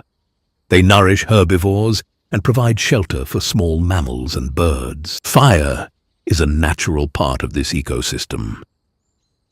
Every few decades, lightning ignites forest fires that clear old growth and help lodgepole pine germinate. Their cones open in heat. Many meadows in Yellowstone owe their existence to such burns. Park rangers now let fires burn under supervision in natural cycles. Recognizing T had a mosaic of burned and unburned areas increases biodiversity. The result is a patchwork: young green stands, old scorched skeletons, and mixed-age forests. In autumn, the foliage changes too. Cottonwoods along rivers turn gold, and willows flush red, framing the evergreen backdrop. Snow blankets much of the park by winter, yet some trees keep color. The juniper and mountain mahogany in valleys, or the autumn berries of hawthorn under snow. Wildlife. Yellowstone is celebrated for its rich wildlife, second in fame only to its geysers. Large herds of elk and bison roam the open valleys. In summer, meadows echo with the bugling calls of thousands of elk. Bison move slowly across the high plains, their massive shoulders rolling as they wander through grasses and drifting clouds of insects. The Yellowstone bison herd is the largest wild, free-roaming herd in the United States. Several thousand animals spread across the park's valleys, and each spring many calves are born among the herds. Pronghorn graze across the sagebrush flats. Yellowstone is one of the few places where these remarkably fast animals still move across wide landscapes in long seasonal migrations. In forest clearings and along quiet rivers, mule deer often appear among the grasses and shrubs. Occasionally, a moose may be seen feeding among willows in wet meadows or slow-moving streams. Above the valleys, in rugged limestone outcrops and steep slopes, bighorn sheep stand balanced on narrow ledges, moving across cliffs with remarkable agility. Predators and bird life. Predators include the majestic grizzly bear and its smaller relative, the American black bear. Both feed on a wide range of foods, from berries and insects to fish and carrion. Yellowstone's bears are accustomed to the presence of people, yet they remain extremely powerful animals. Visitors are warned to keep a safe distance and to observe bears only from vehicles or under the supervision of experienced guides. Coyotes and gray wolves patrol the valleys and forests. The gray wolf was reintroduced to Yellowstone in 1995 after an absence of roughly 70 years. Today, several packs roam across the park. They hunt elk and other prey, influencing the balance of the ecosystem. Researchers have noted that willow and aspen along many streams have begun recovering as wolf predation reduces heavy elk browsing. Cougars also inhabit the park, although they are rarely seen. Smaller carnivores share the landscape as well. Foxes, lynx, wolverines, river otters, martens and badgers each occupy their own ecological role within Yellowstone's complex web of life. Bird life is equally abundant. Nearly 300 species have been recorded in the park. Eagles and hawks circle above open valleys. Ospreys plunge into rivers in search of fish. Along lake shores, sandhill cranes and pelicans move across wetlands and shallow water. Within the forests, the air fills with the songs of warblers, thrushes, and sparrows, while woodpeckers drum on hollow trunks. Yellowstone's waterways are rich with fish. 5 native species inhabit its rivers and lakes, including the Yellowstone cutthroat trout and several types of native minnows. Cutthroat trout migrate into small streams during spring snowmelt to spawn.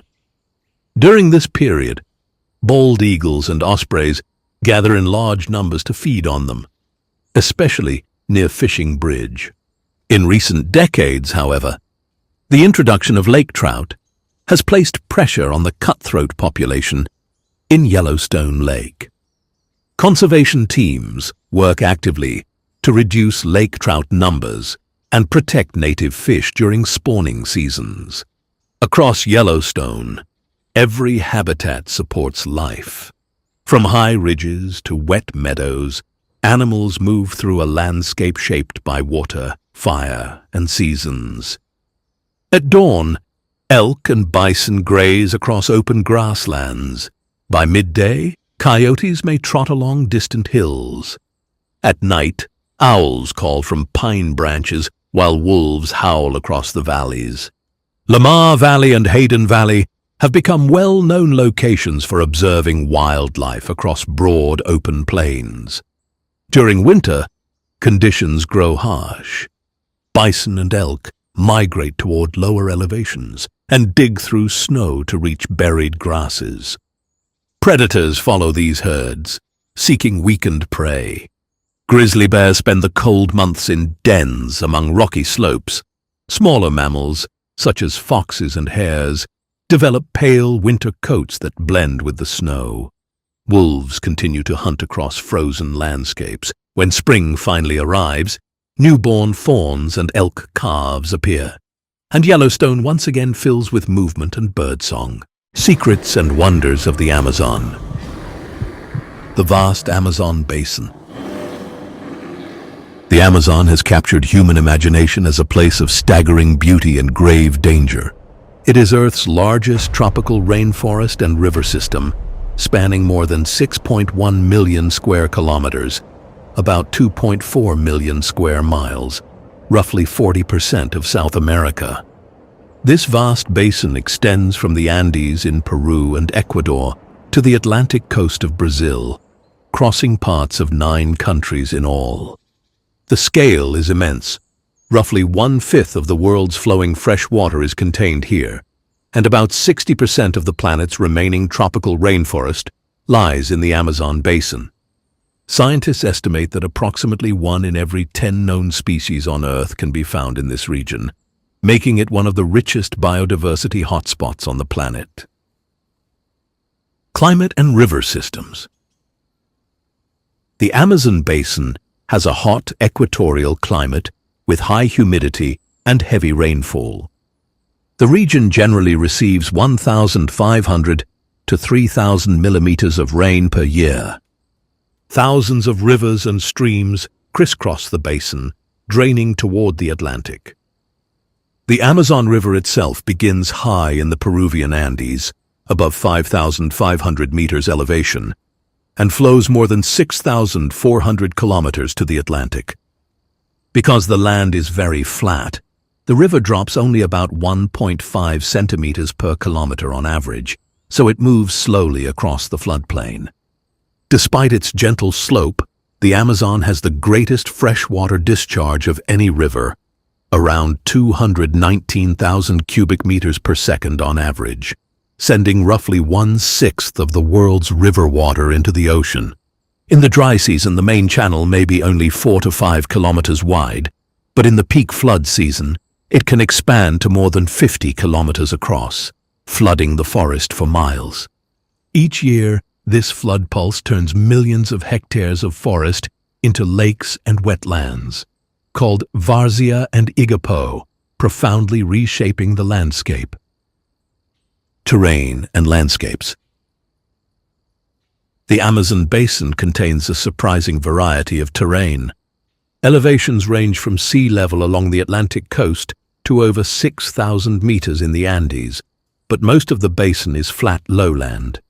About 30% of the basin is seasonally or permanently flooded, including mangrove swamps and so-called whitewater, Várzea, and blackwater, Igapó, flooded forests, while the rest is upland, terra firme rainforest that rarely floods. Scattered white sand savannas, palm wetlands and bamboo thickets occur in some regions. Annual rainfall varies widely. Parts of the Amazon get more than 7 meters of rain per year, while drier areas might see only 1 or 2 meters. Overall, the Amazon is a mosaic of dense forests, wetlands, and open areas. Flora of the Amazon. The Amazon's plant life is not just lush. It is structured, strategic, and constantly negotiating for light, water, and space. To understand the forest, it helps to see it as an architecture built by plants, layer by layer, from the dark soil to the sunlit crowns. The forest as layers. And why light rules everything. Most sunlight is captured high above the ground. A large share of the forest floor lives in permanent shade.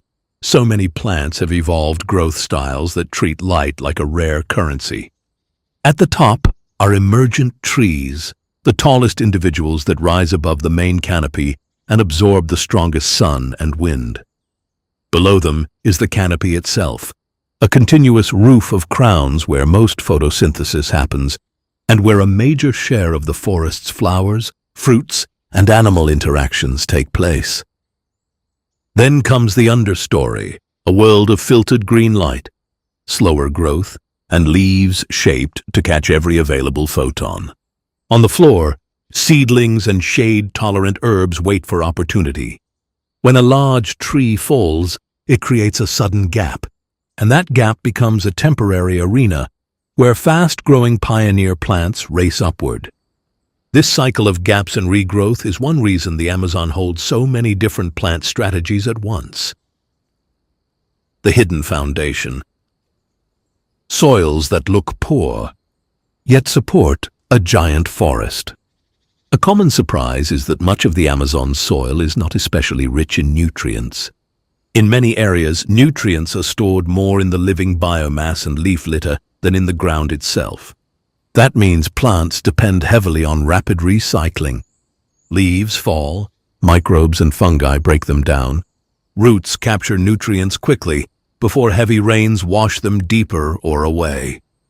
This is why the forest can be incredibly productive, even where the soil is not naturally fertile.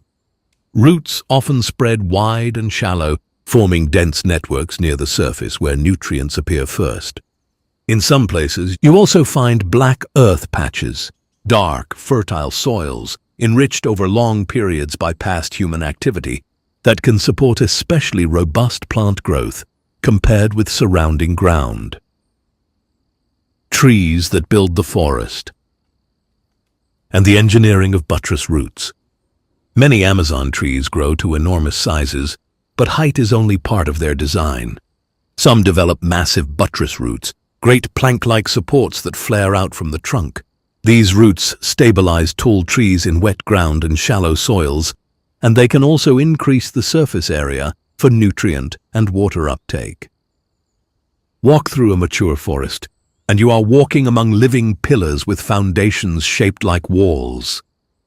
These structures are not rare exceptions. They are a defining feature of many parts of the basin. The vine world? Lianas as competitors, connectors, and opportunists. The Amazon is not only trees. Lianas, woody vines that climb into the canopy, are key players. Instead of investing energy in building thick trunks, many lianas invest in length and flexibility, using trees as scaffolding to reach sunlight. They can link crowns together, create aerial pathways for animals, and at times heavily burden trees by competing for light and water. In some forests, a dense tangle of lianas can slow tree regeneration after disturbance, changing how a patch of forest recovers after a big gap opens. Epiphytes. Plants that live on plants. Look up, and you'll notice many plants aren't rooted in the soil at all.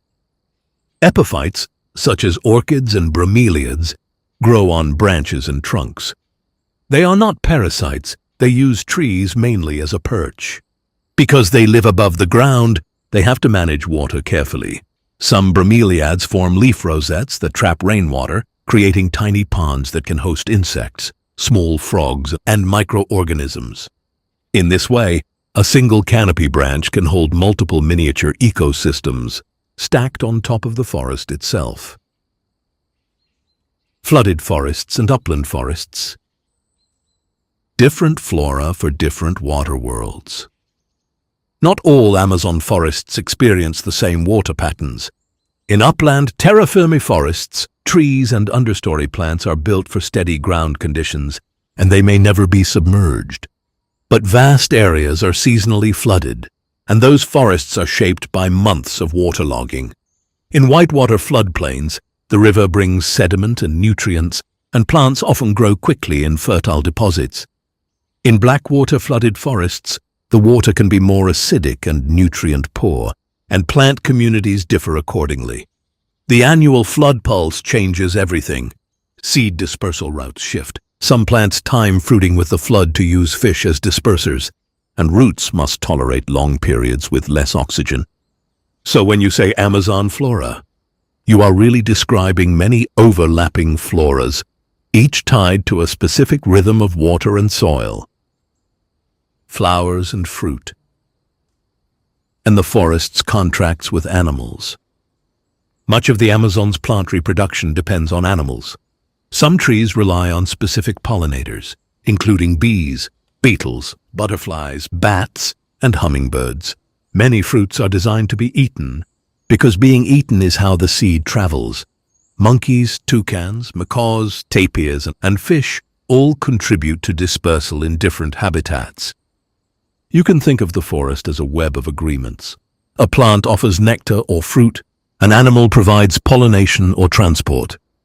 These relationships can be highly selective, so the loss of one animal species can quietly affect the reproduction of certain plants, even when the trees still appear healthy for years. Iconic and economically important plants. Some Amazon plants are famous worldwide, but their real significance is how they fit into forest life. The Brazil nut tree is a towering species that can live for centuries, producing heavy fruit pods with large seeds. Its reproduction is linked to forest integrity, because it depends on pollinators and the wider ecosystem around it. The rubber tree, once at the center of a global economic rush, produces latex as part of its natural biology, but large-scale extraction histories also reshaped human settlement patterns in parts of the basin. Cacao, the source of chocolate, often grows in shaded conditions and produces pods directly from its trunk, a growth style that can make fruit accessible to certain pollinators and dispersers. And palms, in many areas, are foundational. Some palm species dominate certain landscapes, provide key foods for wildlife, and supply humans with materials for shelter and daily life. Defense without drama, chemistry, texture, and timing. Plants in the Amazon are under constant pressure from insects, fungi, and hungry mammals. So many species invest in defense: tough leaves, thorns, and a wide range of chemical compounds that deter feeding or infection. Some plants time their leaf production or flowering to reduce losses, or produce large fruit crops irregularly, so predators cannot rely on a steady supply. These defenses are not a sign of hostility. They are a form of survival in a place where consumption is constant. The understory, where patience is a strategy. The forest's lower layers hold plants that specialize in low light. Many understory shrubs and small trees grow slowly, waiting for a canopy opening. Their leaves can be broad and thin, maximizing light capture, and their life cycles may be built around rare moments of sun. Ferns, aroids, and shade herbs occupy niches close to the ground, while seedlings of giant canopy trees can persist for years, barely growing, but staying alive until conditions change. This quiet persistence is one of the Amazon's most overlooked plant strategies. Indigenous knowledge and forest management. A human layer in the botanical story. Indigenous communities have long developed deep botanical knowledge, distinguishing useful species for food, medicine, fibers, dyes, and construction. They also shape plant communities through selective harvesting and cultivation practices, encouraging certain useful species near settlements and travel corridors. This is one reason parts of the Amazon contain plant distributions that reflect human history, not only climate and soil. The forest in many places is both wild and culturally influenced, and understanding its flora includes understanding that long relationship. So when we speak of Amazon flora, we are not talking about a lot of plants. We are describing an organized living system, built from layers of light, shifting water, rapid nutrient recycling, and countless relationships with animals and people. And as we move from plants to wildlife, we will see that many of the Amazon's most dangerous and most beautiful stories begin here, in the green architecture that makes everything else possible. Wildlife of the Amazon. Beauty, power, and risk in a living system. The wildlife of the Amazon cannot be understood as a collection of isolated species. It is a layered, interconnected system where every river bend, canopy branch, and patch of forest floor hosts its own community. Here, abundance does not mean safety, and beauty often exists beside real danger. Scientists estimate that roughly 10% of the world's known species live within the Amazon basin. This includes thousands of mammals, birds, reptiles and amphibians, fish, and an even greater number of insects and invertebrates. What defines the Amazon's wildlife is not just diversity, but specialization by space. Different heights of the forest, different water types, and different soil conditions create separate worlds that overlap, but do not function identically. Life in the canopy, aerial pathways and hidden predators. High above the ground, the canopy forms a continuous green platform stretching for kilometers. Many mammals rarely descend to the forest floor.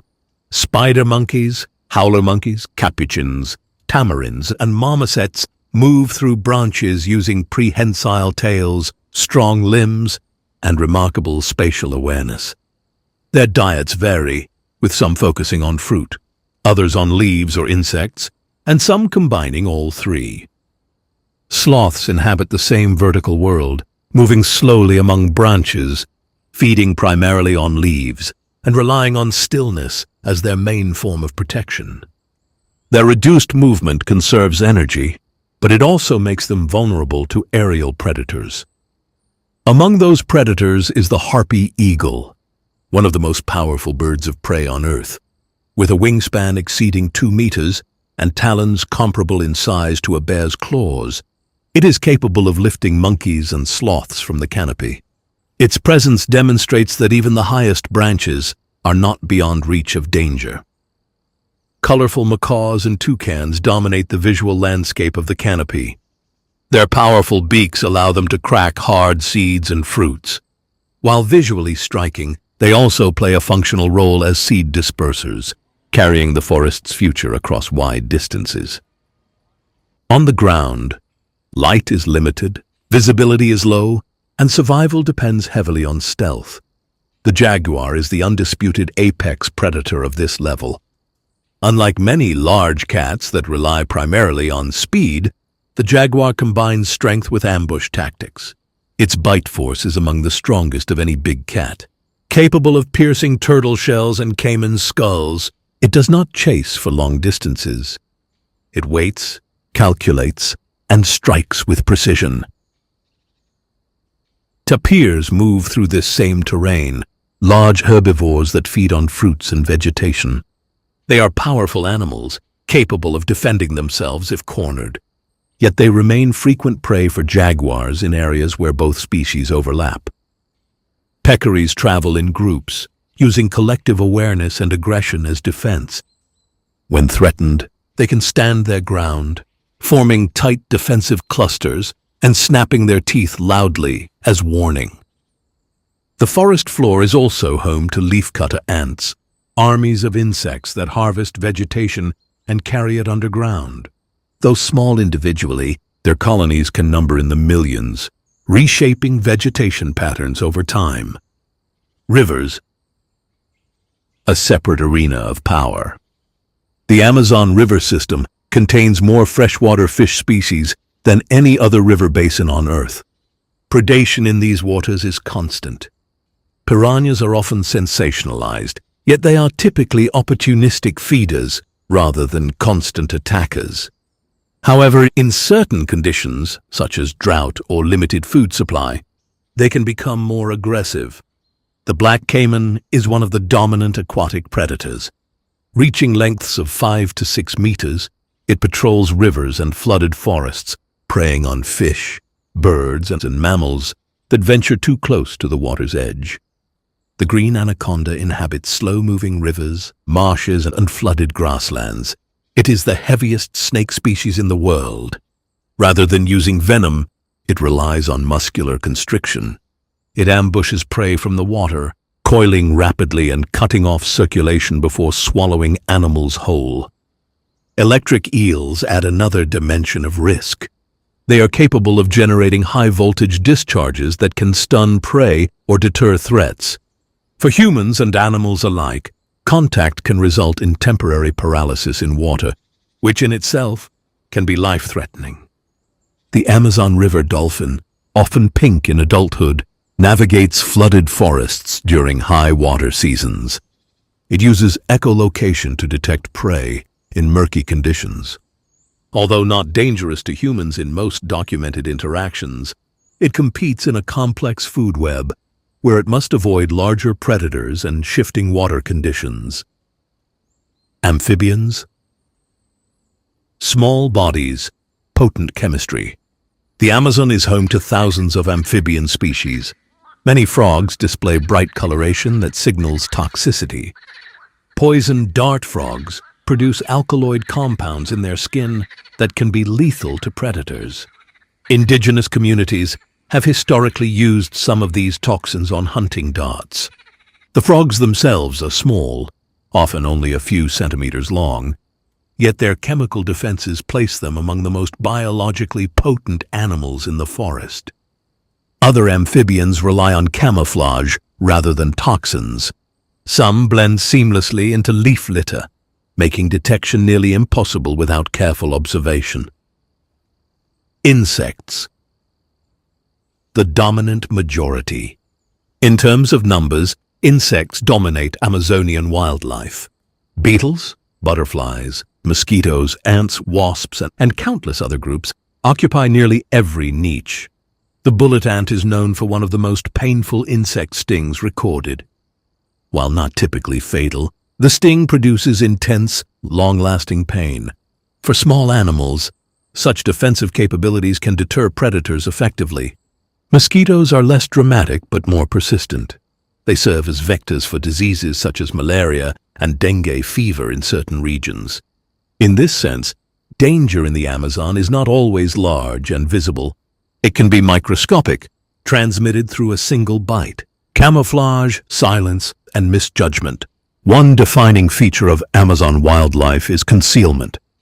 Many species rely on coloration that mirrors bark, leaves, or shadow. Snakes may remain motionless for hours, blending into branches or ground cover. Some species are venomous, others are not. Yet visual similarity can make identification difficult. The bushmaster, one of the longest venomous snakes in the Americas, inhabits forested regions and is primarily nocturnal. Its venom can be medically serious if untreated. Encounters are rare, but potentially dangerous. Large mammals are often heard before they are seen. The deep roar of a jaguar or the distant call of howler monkeys can travel kilometers through dense vegetation. Sound is a primary tool of communication in a landscape where sight is limited. Balance without sentiment. Predation in the Amazon is not constant violence, but it is constant pressure. Predators regulate herbivore populations. Herbivores influence vegetation patterns. Scavengers recycle remains. Insects break down organic matter. Every role contributes to system stability. However, from a human perspective, the risks are real. Venomous bites, territorial wildlife, powerful river currents, and disease-carrying insects require caution and preparation. The Amazon does not target humans, yet it does not adjust its processes to accommodate them either. Beauty and danger coexisting without contradiction. The same river that reflects a vivid sunset may conceal a caiman beneath its surface. The same tree that shelters vibrant macaws may host venomous ants along its trunk. The same quiet trail may cross the hunting range of a jaguar. In the Amazon, beauty does not eliminate danger. It exists alongside it. Understanding this duality is essential to understanding the region itself. The wildlife of the Amazon is not chaotic. It is structured, hierarchical, and responsive to water cycles, light patterns, and food availability. But within that structure lies unpredictability. And that unpredictability, combined with staggering biological richness, is what makes the Amazon not only one of the most beautiful places on Earth, but also one of the most formidable natural wonders. Throughout the Amazon, extraordinary natural phenomena abound. The meeting of the waters is a classic example. Near Manaus, the ochre-colored Solimões River converges with the dark Rio Negro, and for several kilometers, their waters flow side by side without mixing, creating a vivid line on the river's surface. This stands out even in satellite images. Another wonder is the giant Amazon water lily. Its round leaves can exceed 3 meters in diameter, large enough to float a small child. In the soil, mysterious patches of rich terra preta recall ancient peoples. These black earth soils, made by adding charcoal and organic matter, remain fertile for centuries, in contrast to the usual poor rainforest soils. Between these sites, and many more, from glowing fungi to spectacular sunsets through the canopy, the Amazon offers endless marvels. Tribes of the Amazon. The human story of the Amazon is as deep and complex as its rivers. Long before modern borders divided the basin into separate nations, thousands of indigenous communities developed societies shaped by forest, river, and seasonal flood. Today, the Amazon is home to hundreds of distinct indigenous groups, speaking hundreds of languages, each with its own worldview, social structure, and relationship to land. Some communities live in towns connected to national infrastructure, while others remain in remote territories with limited outside contact. A small number continue to live in voluntary isolation, choosing to avoid sustained interaction with the outside world. The forest is not merely a setting for these societies. It is their pharmacy, their marketplace, their spiritual landscape, and their historical archive.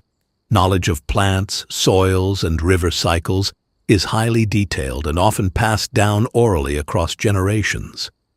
Certain communities distinguish dozens of soil types and understand how each responds to flooding, cultivation, or regeneration. They know which tree bark can treat fever, which vines contain drinkable water, which fruits ripen during high water seasons, and which areas of forest should remain undisturbed. Housing styles vary depending on region and cultural tradition. In some areas, large communal houses shelter extended families under a single roof. In others, smaller family structures are spaced along riverbanks. Building materials are drawn directly from the surrounding forest. Palm thatch for roofing, hardwoods for framing, natural fibers for binding. Villages are often positioned near waterways, which function as transportation corridors in a landscape where roads are rare or impractical. Food systems are diverse and adapted to local conditions. Fishing plays a central role in many riverine communities, particularly during flood seasons when fish migrate into submerged forests. Hunting provides protein from mammals and birds, though methods and frequency differ between groups. Agriculture is practiced in many regions, using shifting cultivation systems. Small plots are cleared, cultivated for several years with crops such as cassava, maize, plantains, and sweet potatoes, and then left to regenerate naturally. This rotational approach allows forest recovery while maintaining food security. Spiritual traditions are closely connected to the natural world. Many groups view rivers, animals, and forest features as inhabited by spiritual forces or ancestral presences. Ritual practices often involve music, body painting, storytelling, and the use of plant-based preparations in ceremonial contexts. These belief systems guide social conduct, land use, and community cohesion. They are not separate from daily life, but integrated into it. Social organization varies widely. Some communities operate through consensus-based leadership, where elders or respected figures guide decisions. Others have more formalized roles related to ritual authority or conflict resolution. Kinship networks define responsibilities, inheritance, and marriage patterns. While modern influences have altered aspects of governance in many areas, traditional authority structures remain significant in numerous territories. The arrival of colonial expansion, resource extraction, and missionary activity dramatically reshaped Amazonian societies. Epidemic diseases reduced populations in many regions. Rubber extraction in the 19th and early 20th centuries caused displacement and violence. In more recent decades, logging, mining, cattle ranching, and infrastructure projects have expanded into previously remote areas. These pressures have resulted in land disputes, environmental degradation, and cultural disruption. At the same time, many indigenous organizations have mobilized politically to defend territorial rights. In several countries, legal frameworks now recognize indigenous land claims within parts of the Amazon basin. These territories often overlap with some of the most intact forest regions. Research indicates that areas under indigenous stewardship frequently show lower rates of deforestation compared to surrounding lands, though conditions vary by region and enforcement capacity. It is important to avoid portraying Amazonian tribes as either isolated relics of the past or as uniformly threatened communities without agency. Many indigenous groups actively engage with national societies while maintaining cultural continuity. Some operate schools that teach both indigenous languages and national curricula. Others participate in regional markets, sell crafts, or collaborate with scientific researchers. Adaptation to changing circumstances does not erase cultural identity. The diversity among Amazonian peoples mirrors the biodiversity of the forest itself. There is no single Amazon tribe culture. Linguistic families such as Tupi, Arawak, Carib, Pano, and others represent broad groupings, each containing numerous distinct communities. Clothing styles, artistic expressions, agricultural techniques, and ceremonial practices differ significantly between regions separated by hundreds of kilometers. For those communities living in voluntary isolation, minimal contact is often a deliberate decision shaped by historical trauma. National governments and international bodies have established protected zones in some areas to reduce the risk of intrusion. Encounters with outsiders can bring disease and conflict, so policies generally emphasize non-interference. In examining the tribes of the Amazon, one must recognize that they are not separate from the forest's ecological story. Their agricultural systems influence plant distribution. Their fishing practices respond to seasonal flood cycles. Their oral histories encode geographic memory and environmental observation. They are participants in the Amazon's living system, not observers outside of it. The Amazon is frequently described as the most dangerous and most beautiful place in the world. For its indigenous inhabitants, it is primarily home. Their knowledge, resilience, and social complexity form an essential human dimension of this vast region. Understanding the Amazon fully requires acknowledging that its forests are not empty wilderness, but landscapes with deep cultural roots and ongoing human presence. Deep in the heart of Central America lies a land modest in size, yet rich in extraordinary natural wealth. This is Costa Rica, a remarkable tropical jewel filled with astonishing biodiversity and striking environmental beauty.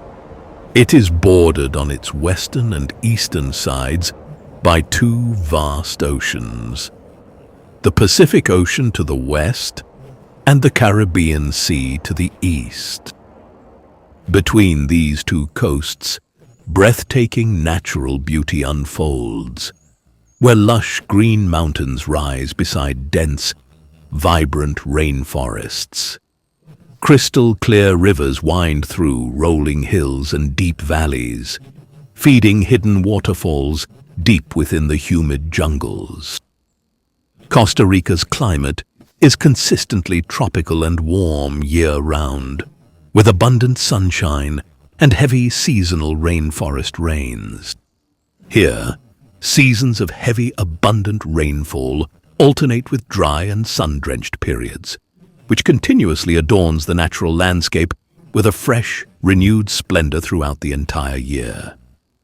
On this relatively small piece of land, whose total area barely exceeds 50,000 square kilometers, an astonishingly diverse range of terrains is concentrated within such close proximity to one another.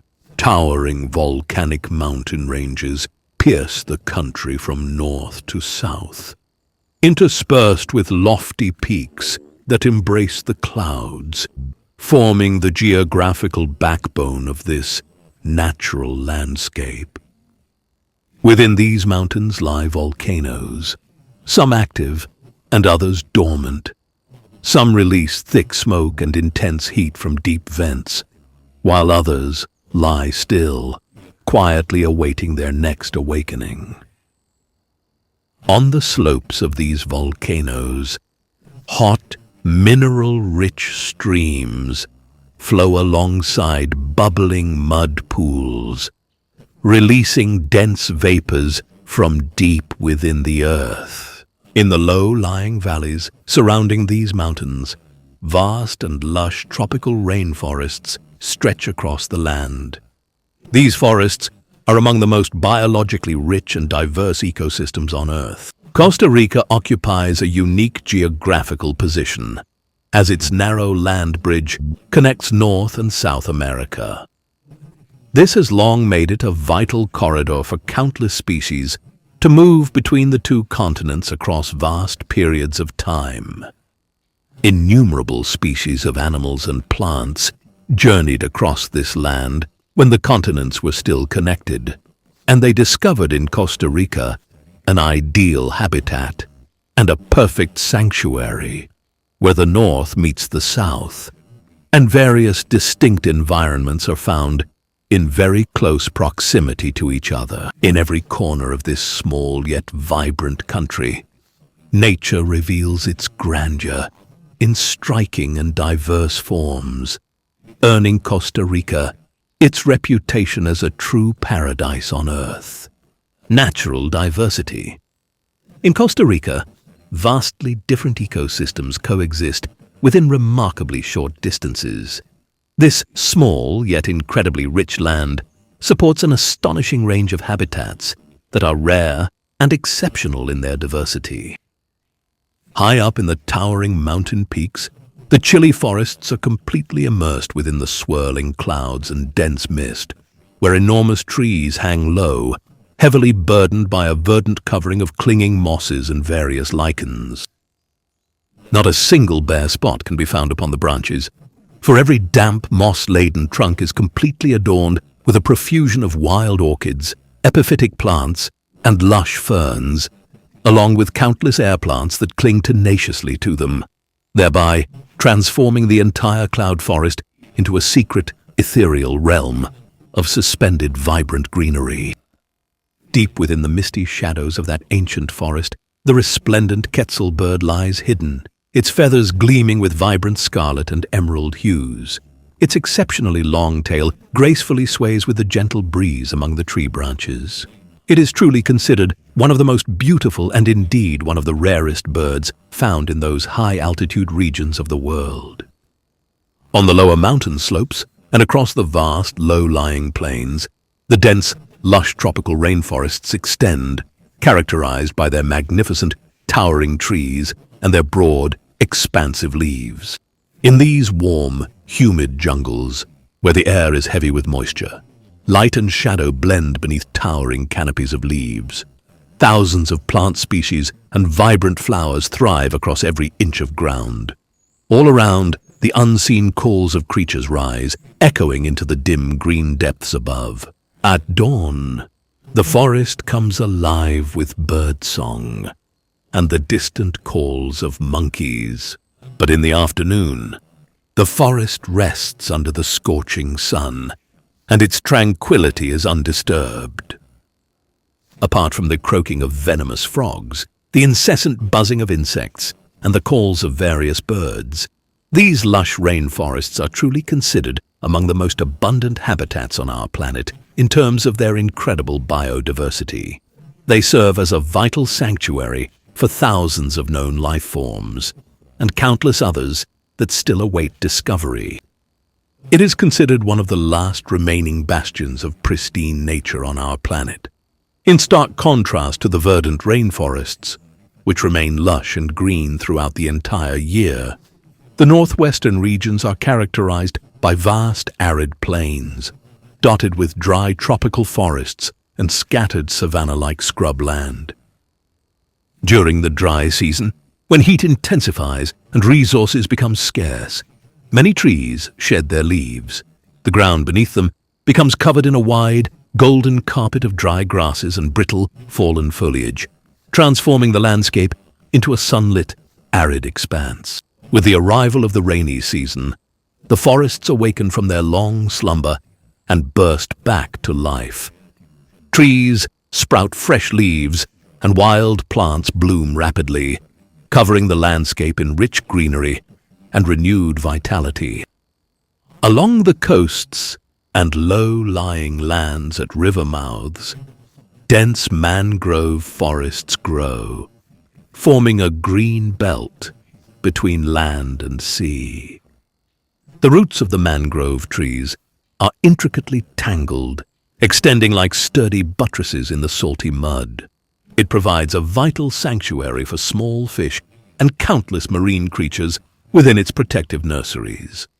It also draws in vast flocks of aquatic birds and marine crabs, which come to forage and reproduce abundantly in these exceptionally rich and fertile habitats. However, the very beaches of Costa Rica themselves offer a truly magnificent and diverse range of breathtaking scenery.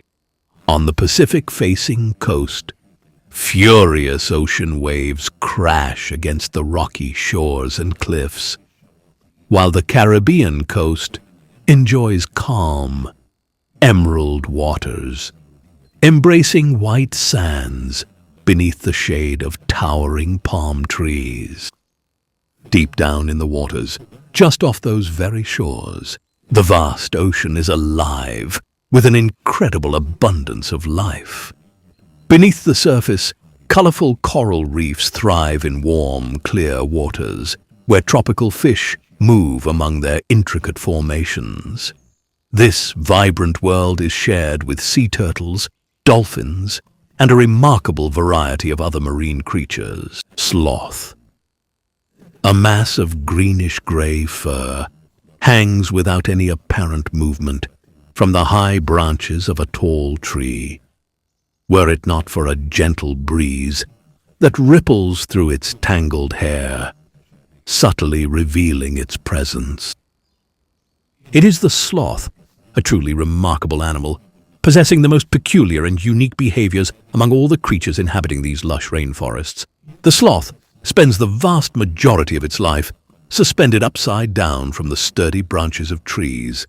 Its remarkably long and distinctly curved fingers, which are shaped much like strong hooks, are intricately intertwined and firmly clasped around the woody boughs. Its coarse, shaggy fur covers its back like a heavy protective coat. Within it, tiny algae grow, giving it a subtle greenish tint. This natural camouflage allows it to blend seamlessly with leaves, shifting light, and the surrounding greenery. With gentle, sleepy eyes, the sloth slowly surveys its surroundings at an unhurried pace. Nothing seems to push it to rush. Every movement it makes is calm, deliberate, and slow. It spends long minutes just to turn his head 90 degrees to examine its surroundings. It sleeps about 15 hours a day, clinging to the branch with its strong claws, even while deeply asleep. As the first golden rays of morning touch its shaggy fur, the sloth slowly lifts its head from the dense green branches, quietly observing the arrival of a new day. It moves its limbs with extreme slowness, as if performing perpetual stretching exercises. He then embarks on a brief journey through the branches to partake of his preferred meal, consisting of fresh, tender leaves. His entire diet is tree leaves. It selects its tender shoots with its smiling mouth, chewing them with a quiet calm, while its senses remain vigilant, observing everything around him. As it slowly blinks its eyelids, a subtle movement near the tree trunk catches his attention. It's a nocturnal owl, returning to its hidden roost. The sloth, therefore, simply continues to chew on its leaf, completely unconcerned by its surroundings, as the owl poses absolutely no real danger or threat to its well-being. Only once a week does the sloth descend to the forest floor, solely to relieve itself. This is the most dangerous moment of its life, as it becomes fully exposed and unable to escape predators. It then moves slowly and laboriously, dragging its heavy body across the ground. It moves through fallen branches and loose soil to the forest floor, where it uses its sharp claws to dig a small, shallow pit. There, it slowly deposits its waste before covering it, as if carrying out a careful, burdensome task. After carefully covering its waste, to hide any trace from predators, it begins its most difficult and dangerous journey. With slow, deliberate effort, it makes its way back toward the trees. Climbing upward, it gradually returns to the safety of the treetops, where it is once again hidden from danger. Its ascent takes hours, as it pauses frequently to rest after every few meters. With deliberate movements, it regains its strength before continuing upward. This climb continues until it finally reaches the treetops. When it finally reaches its resting place among the high branches, it's already midday, and the heat is at its peak. The sloth often remains safe as long as it hangs suspended in its elevated world. Should a branch happen to break beneath the sheer force of its own considerable weight and then plummet down to the earth, its inherently flexible body and remarkably soft, pliable joints work together to effectively absorb the sudden impact, allowing it to emerge completely unharmed in the vast majority of such instances. If a branch breaks beneath its weight and it falls to the ground, its flexible body and supple joints help absorb the impact. This natural adaptation allows it, in most cases, to land without serious injury. At that moment, the sloth curls into the deep shade, its eyelids half closed as it settles into another long, tranquil rest. The natural hues of its fur blend perfectly with the surrounding jungle, keeping it hidden from predators and safely out of sight. When the mating season arrives, the female emits a soft, almost imperceptible whistle to attract nearby males.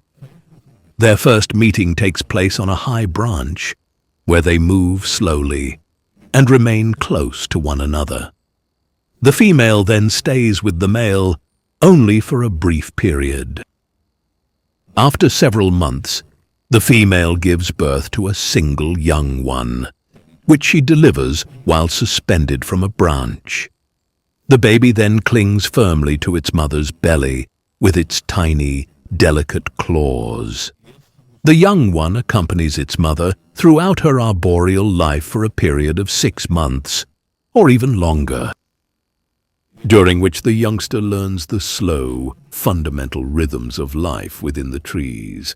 Then the mother separates from her young one, allowing that small creature to embark upon its own independent life, suspended from a nearby tree, continuing to follow the very same tranquil and peaceful life cycle that its ancestors had pursued throughout these ancient forests. Following the very same peaceful life cycle his ancestors lived in these forests. Deep in the Atlantic Ocean, just off the African coast, the Canary Islands lie like a verdant necklace, shimmering across the deep blue waters. This archipelago is a land where nature and climate converge in astonishing, beautiful contradictions. From sun-drenched golden beaches sparkling under the bright sky, to misty, ethereal forests that embrace the clouds, and from towering, majestic volcanic peaks to rugged, craggy cliffs that bravely face the crashing ocean waves. It is not just a tourist destination, but a true sanctuary of rich natural diversity, preserving ancient secrets and a living history shaped over thousands of years. Despite what the name might suggest, the Canary Islands were not named after the canary bird. The name comes from the Latin phrase Insula Canaria, meaning island of dogs. It is often believed that the ancient mariners bestowed this name, having observed large dogs upon its shores. Or perhaps they were referring to the monk seal, which was commonly known as sea dogs.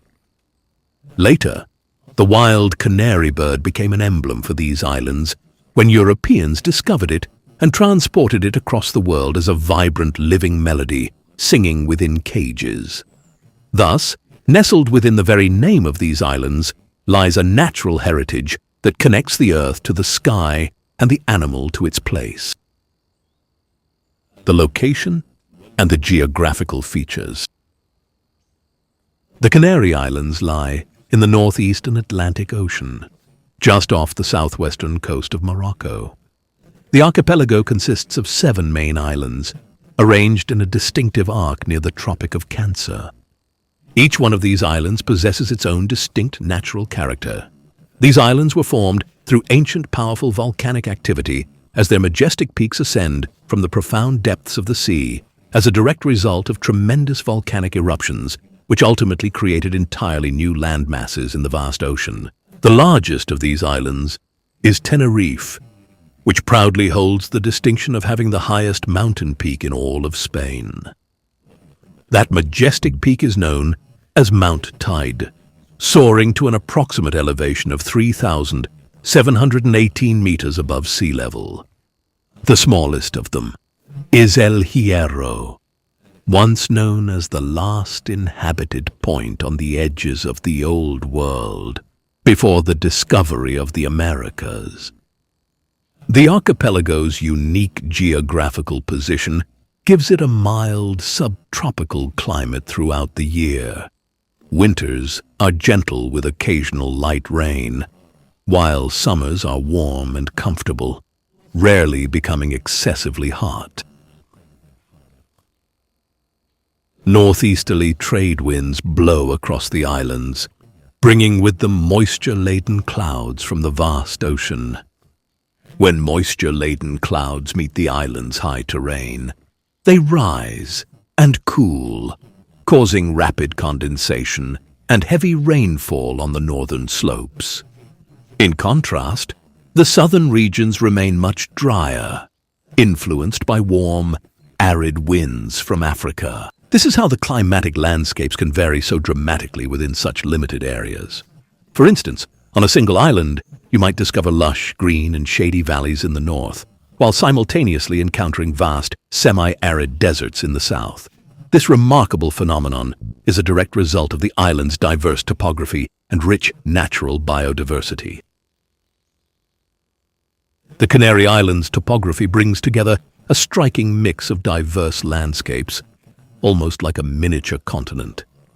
On Tenerife, Mount Teide rises prominently, its volcanic peak often capped with snow in winter, standing like a silent guardian over the horizon. The rugged slopes surrounding its towering form descend gradually toward the distant coastline. Along its lower reaches, dense Canary pine forests spread widely, forming a vibrant green belt around its volcanic base, like a natural crown. At the base of the mountain, an otherworldly landscape unfolds across Teide National Park, resembling the surface of the moon, with vast fields of dark, hardened lava and rock formations shaped into strange and unusual forms. In the early hours of the morning, Teide's summit is bathed in golden sunlight, rising above a vast, calm sea of clouds spread far below. The scene creates a striking and unforgettable view that feels almost otherworldly. On the other side of the archipelago, Fuerteventura and Lanzarote appear as arid desert lands, embracing vast, expansive sand dunes. The Maspalomas dunes in Gran Canaria, along with those of Fuerteventura, are formed from fine golden sands shaped by persistent winds and ocean currents over long periods of time. Their shifting peaks move gently under the sun, creating a landscape of endless, rippling patterns. As the sun sets, long shadows stretch across the golden sands, revealing a calm, desert-like beauty beside the deep blue sea.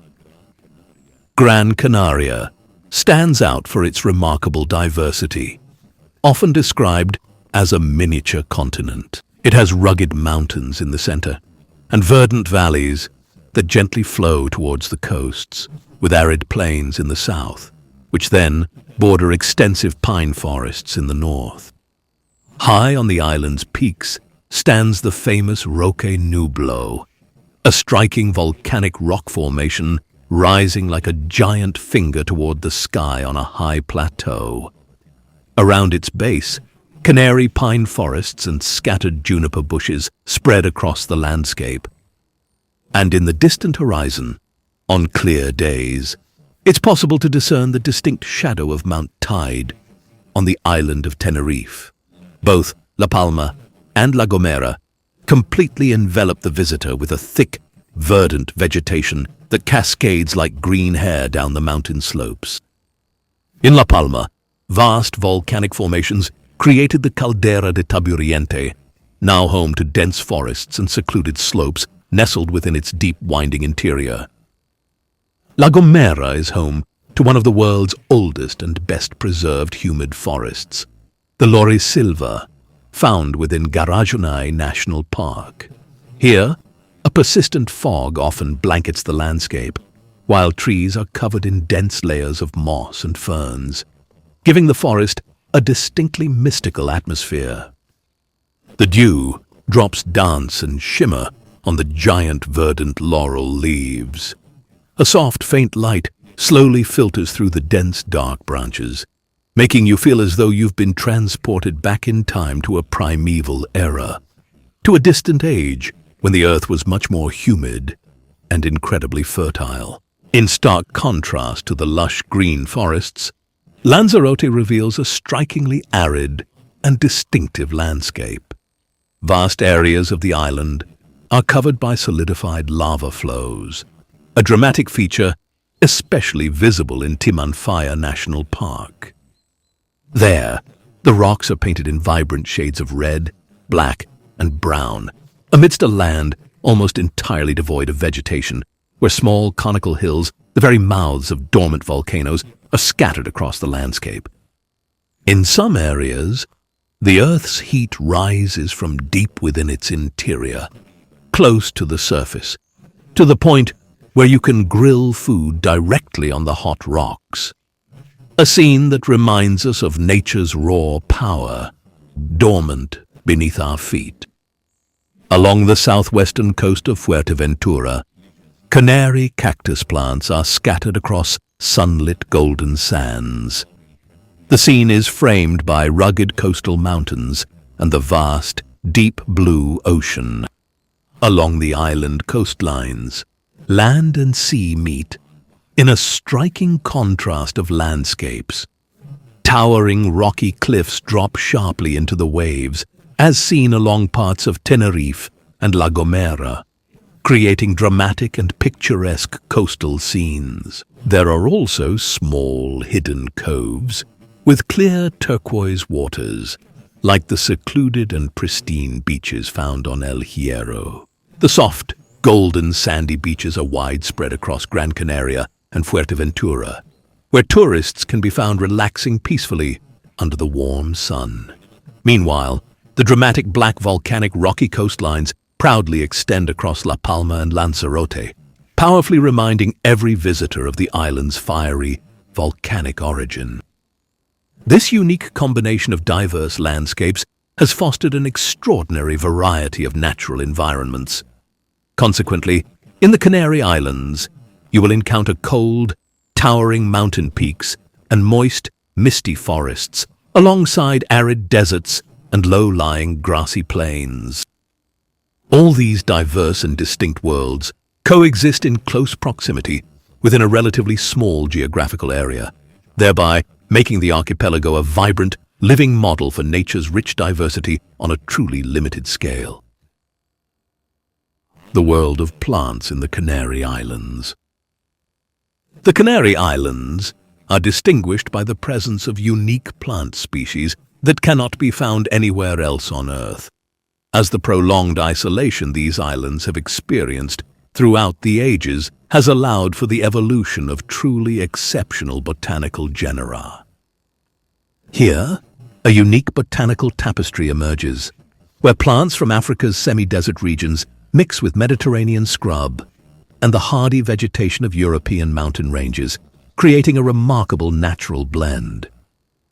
On the gentle slopes of the lower mountain ranges and throughout the parched coastal territories, one can observe extensive thickets of various cactus species and resilient, low-growing, drought-tolerant shrubs that thrive despite the arid conditions. One of the most notable examples is the cardon, often called the Canary Island cactus.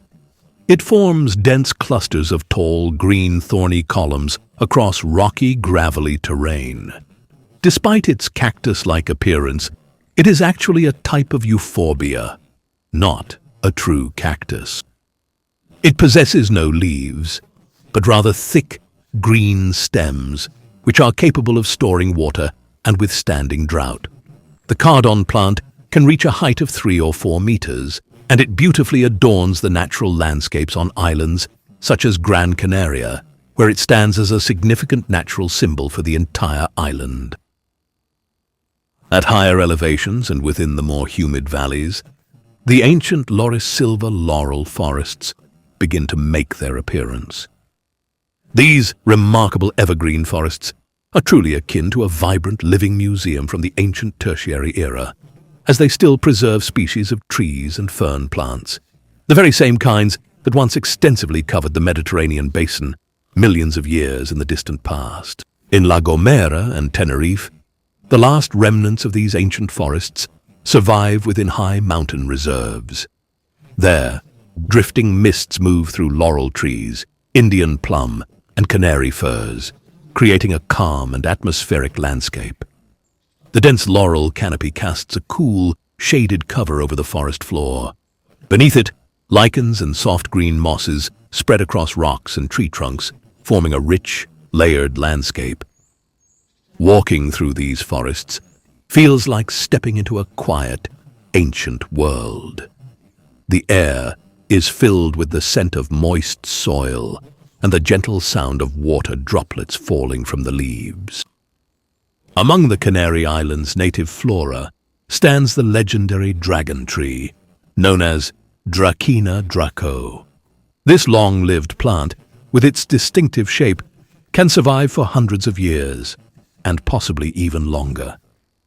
Its thick trunk divides into broad, spreading branches that support a dense, rounded crown of sharp, lance-shaped leaves. When its bark is cut, it releases a thick red resin known as dragon's blood. This substance has inspired many legends and was widely used by ancient civilizations in medicine and as a dye. The most famous example is the millennial dragon tree in Ico de los Viños on Tenerife, believed to be several centuries old. This tree stands like a natural monument, its silent presence echoing a history that reaches deep into the past. Around its massive trunk, reminiscent of ancient columns, a network of roots and buttresses coils and spreads like powerful serpents. In its blooming season, the tree produces clusters of delicate greenish-white flowers. These are followed by bright orange fruits, giving the impression that it continually renews its vitality through the passing centuries. In the barren heights of Taida, a botanical marvel called the Jewel Tower, Echium wild prati, flourishes in spring. This remarkable plant grows for several years as a small, unassuming green rosette. Then, quite suddenly, in a particular year, it sends up a colossal flower stalk that can easily exceed 2 meters in height, adorned with thousands of brilliant, vibrant red blossoms. The Jewel Tower rises vividly among dark volcanic rocks, standing out as a bright, striking presence in an otherwise barren landscape. Its flowers attract butterflies and bees, drawn by the rich nectar they provide. This remarkable plant lives quietly for many years, then blooms just once in a final striking display. Afterward, it dies, leaving behind countless seeds that wait for the right moment to begin the cycle again. Along the coastlines and throughout the low-lying valleys, the majestic Canary Island date palms stand tall. This elegant palm, with its characteristically slender trunk and its impressive fan-shaped crown of leaves, bestows a distinctly tropical feel upon the island's villages and their lush oases. It is one of the native plant species of the Canary Islands and has been introduced since ancient times to many regions around the world as an ornamental plant. Some birds and animals rely on it as a key food source, drawn to its bright, edible orange fruits. Locally, Its sturdy fronds have long been used to create traditional crafts and handmade products. The incredible botanical diversity found in the Canary Islands transforms each island into a vast open-air natural garden where ancient and modern species, along with invasive and indigenous flora, coexist harmoniously within a perfectly balanced ecosystem. This is a diversity that holds a truly profound scientific importance for understanding the intricate process of how species are formed in isolation and the paramount importance of preserving these invaluable living treasures for all future generations.